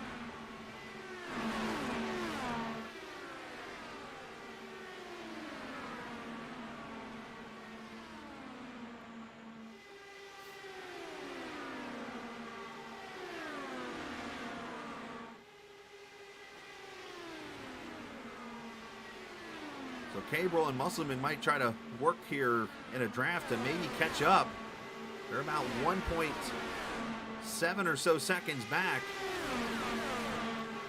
from the Sudik car, and there's the top 5 now as they're trying to pull away from the field. We're only 1 lap off now on the time, so if this stays green, we will make it to the finish. It'd be ironic if this race stopped at 120, huh? Which was the old previous distance.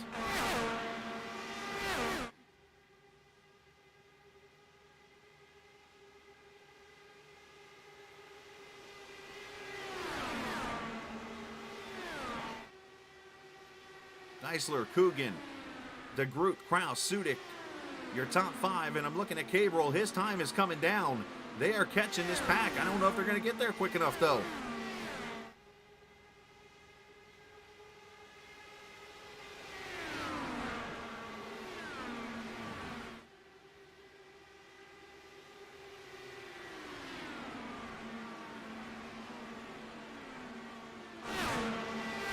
Sudik got a little tight there off of turn 2, and now Kraus going to pounce on him.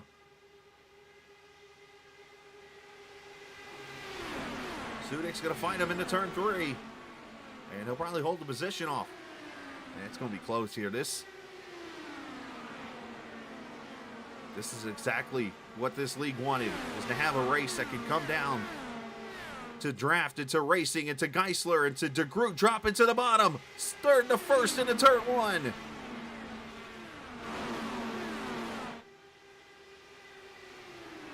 Man, I hope those watching this race are having a blast right now. Great racing up front here.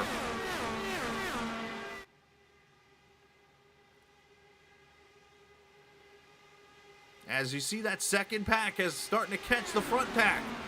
Cabrol, Musselman, Herrera. It's about to become an 8-car pack.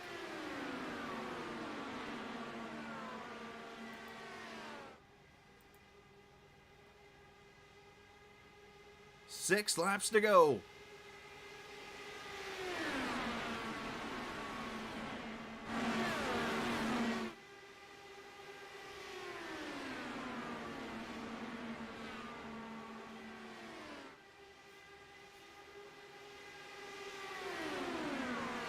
Cogan has fallen all the way back to fourth, now trying to take third away.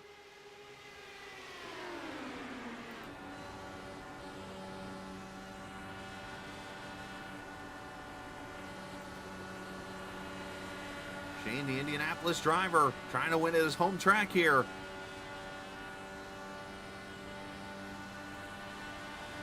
Sudik up to third.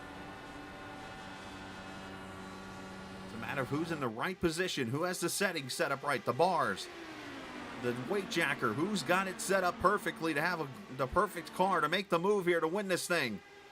I do not want to be the leader on the last lap.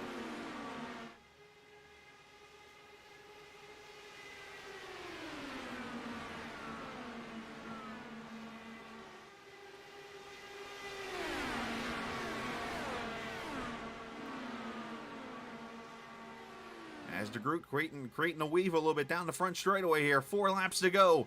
Up the middle comes Sudik.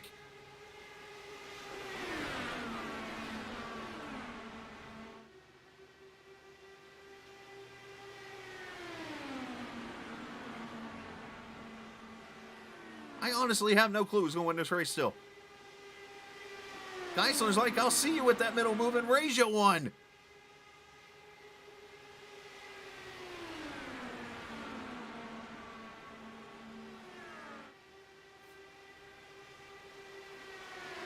Julian has fallen all the way back to 12th, by the way, after that wall contact. So, unfortunately, out of the race he is.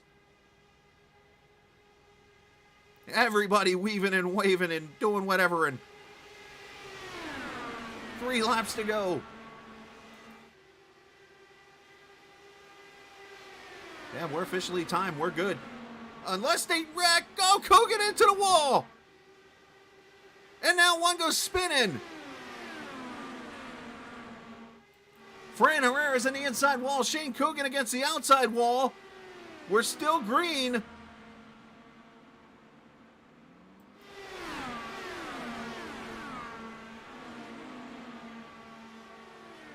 Cogan toes the pit road, so we're going to stay green.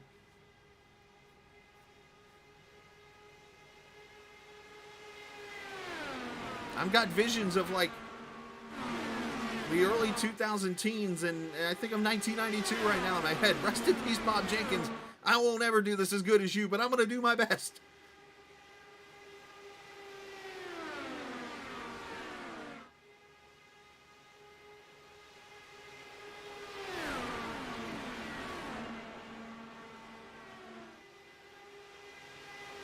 And I just heard somebody over the radio say they might run out of gas at the checkered flag. Oh boy. 2.5 miles to go. White flag from Indy.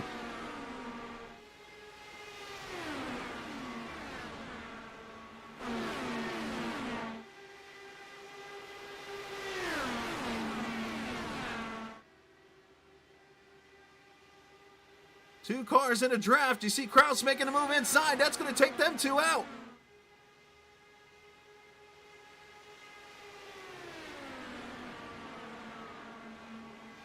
Sudik up the track, gonna lose third. DeGroot to the lead. He's got to protect as Geisler moves topside. Side by side, they come racing. To the line, DeGroot runs out, and Geisler wins the Indy 500. DeGroot ran out of gas off 4.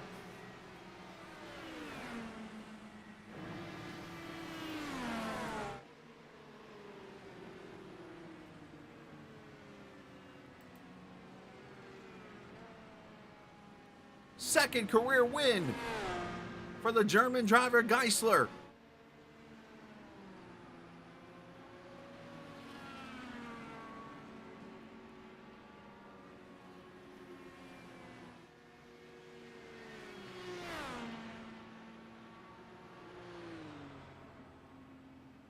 Kraus finishes second. DeGroot ends up third. Cabrel ends up fourth with Sudik fifth.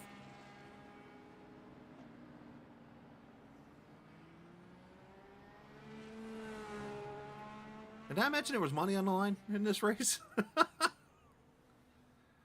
Oh my gosh, what a finish. And Geisler might be out of gas himself, so let's watch this again.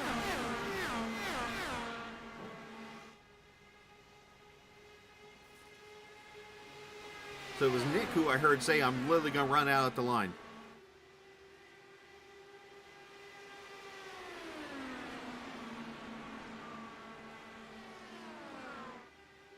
And Geisler gets a little bit, if you will, of a side draft maybe there. They go down to the 3 here, and I thought Geisler slipped up here in 4. It looked like right here, I thought he was going to, he almost pulls back out thinking he was going to hit him, and I thought that killed his momentum. And then right here, DeGroot runs out.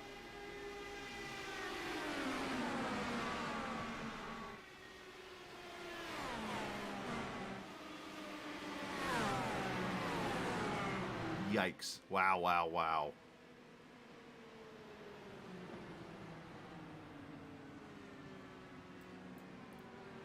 I don't know what the guys did in the practices and the test sessions to get this setup right.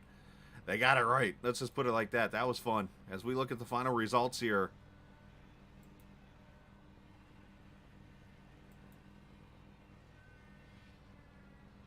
That's if my results want to show.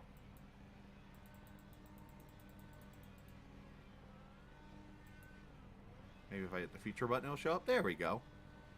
Geisler wins it over Kraus, DeGroot, Cabrol, and Sudik, your top 5. Musselman, Pereno, Alexander, Kinder, 2 Sebastians there, 8th and 9th. Matt Houston finishes 10th. 11th goes to Julian Alton at 12th. Fran Herrera, Dan Herrera, and Herrera, 12th and 13th. Cogan, 14th. Luke Daniels, 15th. Roland Roush, 16th. Christopher Bryan, Joshua Tucker, finishing in the 18th position. 19th goes to Watson, Jesper Oman, Jose Granado, Matthias Strauss, Tobias Nahra, Kraus, Miranda, Forsyth, and Woodall. Those guys didn't start, unfortunately. But the 25 cars that raced today put on a fantastic effort in this 7th running of the Let's Race Indy 500. We'll wait on the drivers here. They'll come to chat eventually here, I think, to talk, and we'll talk to some of those drivers here that were a part of the fantastic finish. I'm pretty sure they're all taking a breath right now after what took place there.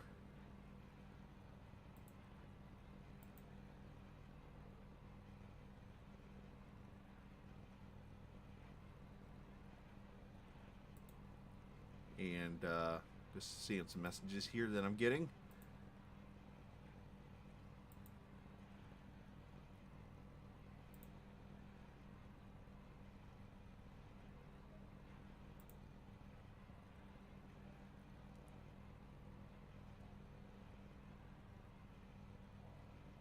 Unfortunately, none of the drivers are coming in here yet. I'm waiting for them to come into the Discord where I'm at. And they're not here. What a fantastic race. Let's watch the finish again while we try to get the drivers in here to talk. If I can find the buttons to hit here. That was pretty damn exciting. I knew when I saw the start of the race going the way it was going, I'm like, okay, there's a chance here that we're going to have something crazy happen at the end. And when that caution came out at 30 laps to go, I'm like, oh, man.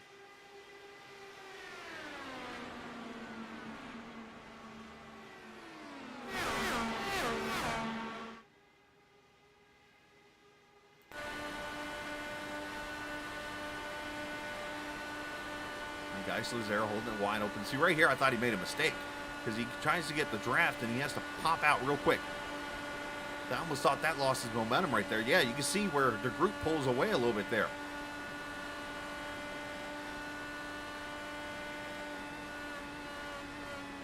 And he runs out right there. Did you hear that? Geisler's running out at the line, so both of them.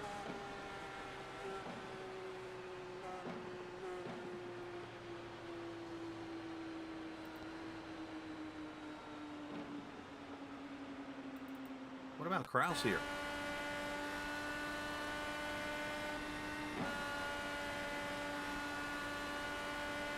He was good on fuel. He made it.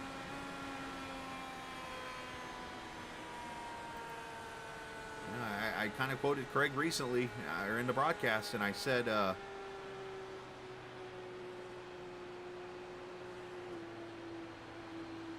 said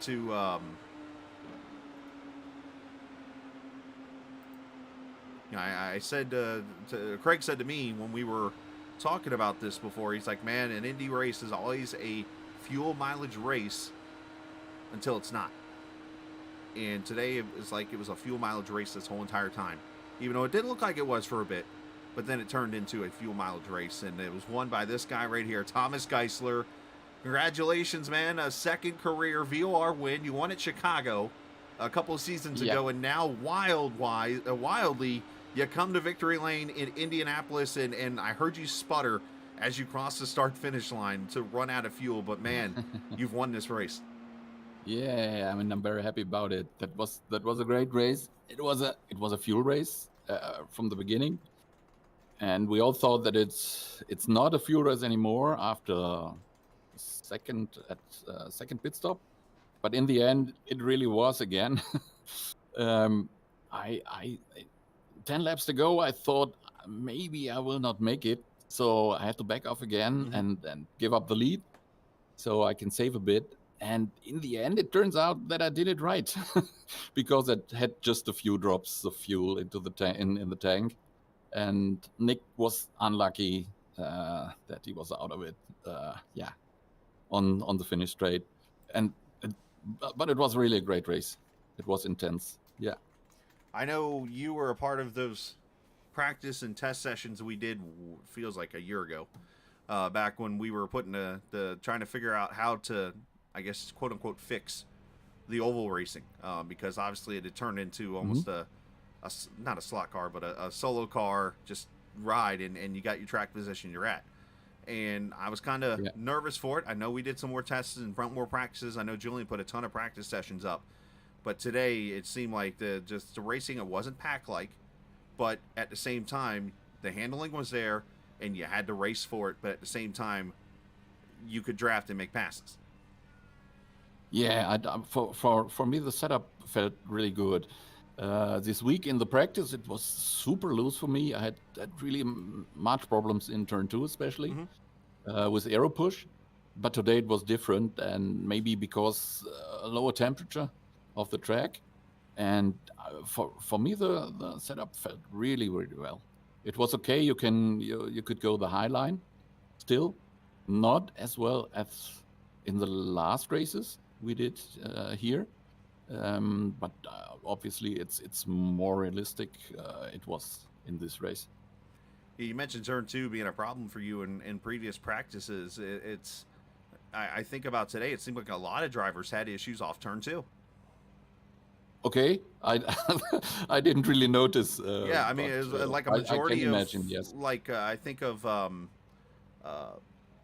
let's see who all got the wall there. Jesper, I think of Luke over in turn 2 had issues there towards the end. Julian got the wall over in that area, I believe. So it was like turn 2 was the corner that seemed to be creating that push. And I don't know, I've always believed it's a win thing, because like it seems like no matter what session you put up at Indianapolis, the wind always blows, it seems like, across from the front straightaway to the back, and it creates the car to push off turn 2.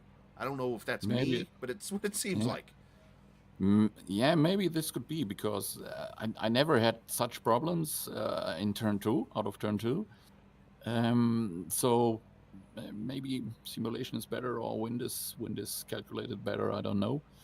But I was super cautious at the beginning in turn 2, and always tried to go in a little bit earlier than usually. And in the race I had no problems, luckily. Well, great job, man. Congratulations. You're a VOR Indianapolis winner. You got a little bonus prize coming your way. And, yeah, man. Really? Yeah. Yes, you do. Congratulations on that. And I think it's like $20 of iRacing dollars coming from Let's Race. So congratulations on that. And here, shout out to whoever you like to, my man. Yeah, shout outs, of course, to Raceverse.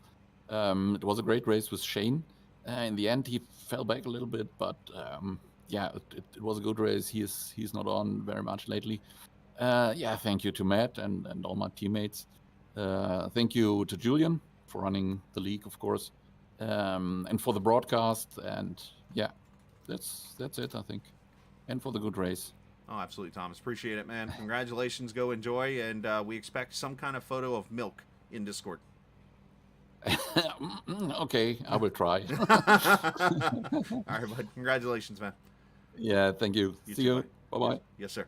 Thomas Geisler, winner here of the 7th Let's Race Indy 500. Congratulations to him, as we'll bring in our runner-up finisher, Matthias Kraus, who had to survive the fuel mileage there himself. And heck, I even thought at one point you were a lap down when you really weren't. I was like, way to read the telemetry there, buddy.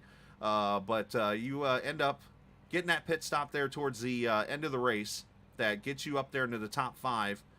And, you know, it seemed like, I don't know if it was handling or maybe fuel that was holding you back a little bit and costing you some spots. But, man, when it counted, you shot back up there.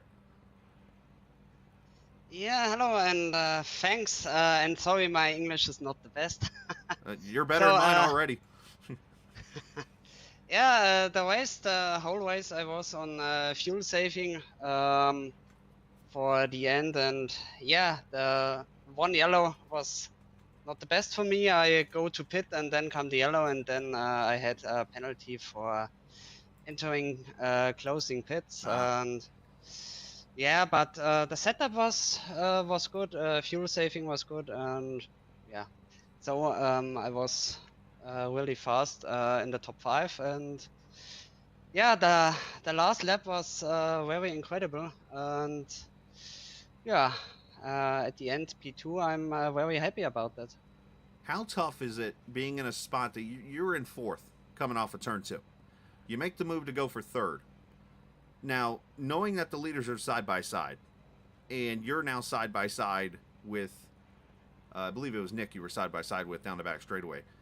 Does it go through your mind at that time that, like, look, I'm almost conceding I'm not going to win this race, but at least I could try to get 3rd?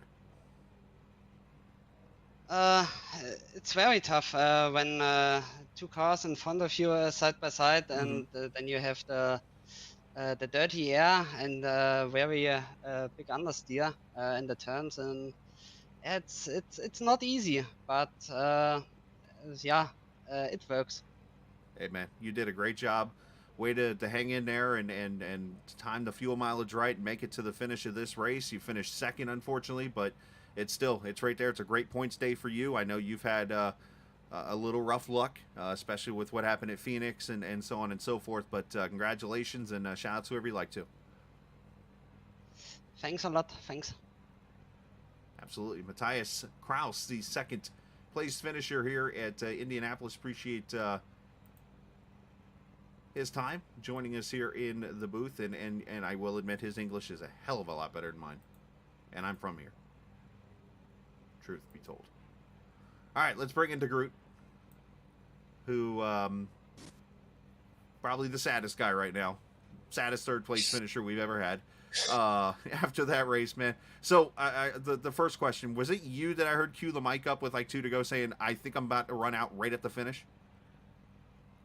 Yeah, I just wanted to warn him so Thomas didn't run me over and he gets screwed too. But I could have gotten behind him. I could have saved that little last bit. But I really, really didn't want to give up the inside. I didn't want to give up the lead. And I was thinking, you know, there might be a caution. I might get enough of a gap. It might run out like right at the finish. It was down to like it was the difference of like 0.06 that I needed. So, yeah, I could have saved it, but I got a little too greedy. I wanted to keep the lead. I was worried about a caution and all that. And yeah, so I'm glad I went for it, though. I'm here for a one-off, so might as well. Absolutely, man. And you did that, and you did what you had to do. I know you got kind of bitten by that caution right in the middle of the first round of pit stops. You fell back to like 8th or so in that area, and you worked your way up through, smoothly. You and I think Jesper definitely had cars you could get up there and win with. But how was the racing out there, man? It looked like it was just a lot of fun to be a part of. You had to handle a little bit, you had to save fuel a little bit, but at the same time, you could get out there and if you wanted to draft and make a pass, you could do so. Yeah, it's my first race on the Rescan Indy, and I'm happy to say it's still Indy. It's a little less bumpy, but it's still Indy, and I know they can't do it in real life, but I do love that outside line Yes. still works. I love using that thing to get out people. But yeah, I agree. No, I was gonna say it's so cool to see the outside line. Like, I know it's more of a stock car thing when you see like the way the racing is, but like to be able to know that somebody could go to the bottom and you don't have to technically let them go to give them the spot. You could fight them and get the run back off the corner. Yeah, I love that. Just options. That's all you want in a place like this, or you're going to be stuck in line the whole time. And yeah, we got those positions back, and then later I messed up on pit road. I think I slid through my box, and then we ended up restarting 8th again for that final restart, and then we really had to blow our way through the field. And in hindsight, should have saved a little more, but oh well. Hey, you went for it, like you said. I would rather probably be upset that I didn't win, but went for it instead of, man, I had enough fuel to make it by a lap. I'd be even more upset if I saved and I'm sitting in second and then there's like a caution with 2 or 3 to go and the race is over. Right, exactly, because there's no green, white checkers here. So you were kind of stuck between a rock and a hard place, unfortunately there. But hey, man, good to see you out here. Good 3rd place finish, and give some shout outs whoever you like to. That was fun. First of all, congrats to Thomas, and thank you to everybody at Factory Back Motorsports. Cool to get out here with the motorsport.com, CodyMoore.com, Canvas Shoes, Delara IR18, and go for a win. I don't know when my next race will be, but I'm looking forward to it. It's always fun to race with these guys. Well, I will say Poconos in a couple weeks, another 500-kilometer. Just saying. Ooh, here's hoping. All right, buddy. Hey, good to see you, man, and be safe. Good. Yeah, you too. Thank you. Thank you, sir. Nick DeGroot, their 3rd place finisher, and that is such a tough spot to be in. I totally understand him. It's like, would you rather be the guy that puts all of it into it to try to win this race, but you fall the distance of pit road short? I mean, he ran out of fuel past pit wall. Or would you rather be the guy that sits back in like 6th, knowing you can get up there, and yet you don't have, or you have more than enough fuel to get there and you run out of time? I think I'm totally on board with Nick there, and I think he made the right decision, and feel bad for him. That's unfortunate. Hell, I mean, Thomas almost ran out of gas pretty much crossing the start-finish line, so it just shows you what this is all about. I mean, I think of the 2000, of course, Gary's probably watching, so no pressure, Scally getting this one right. 2011 Indy 500, of course, the Hildebrand Turn 4 wall with Dan Weldon winning that race. I think of the 100th Indy 500 with Rossi winning on fumes. I mean, that's all kind of went up to that kind of race again, where it came down to a close finish, but yet the fuel mileage came right into play there. So that was phenomenal. I definitely enjoyed it, and hopefully everybody else did. Hopefully everybody enjoys the broadcast. I'm sure people are going to be going back and watching this on either the VOD of VOR's YouTube page or the Captain's YouTube page. Either way, definitely had fun, and congratulations to Thomas Geisler on winning the 7th running of the Let's Race Indy 500. So congratulations to him, and thank you everybody for joining us here on the Captain Esports Network and on Velocity Online Racing's YouTube page. Shout out to Gary Godso, by the way. Thanks for helping with the interviews and getting that all set up and stuff. So appreciate all the help he's done. All the admins a part of the series who's helped put this thing together the last 8 seasons. Everybody's done a great job with that. So this season and this series continues to roll on. So great job, Julian Altina, for putting all this together. A lot of practice sessions he's hosted and that kind of thing for all the work he's done. Great job on that, and unfortunate on the run on his part there. But either way, we'll be back in 2 weeks from Watkins Glen, and we'll be ready to rock and roll there on that 2.45. Actually, that's the regular oval, or the regular road course. The other road course is like 3.6 or something like that. So should be a lot of fun on that track, including the boot and more. So with that being said, we head out, and remember, this isn't just a game. It's iRacing. See ya!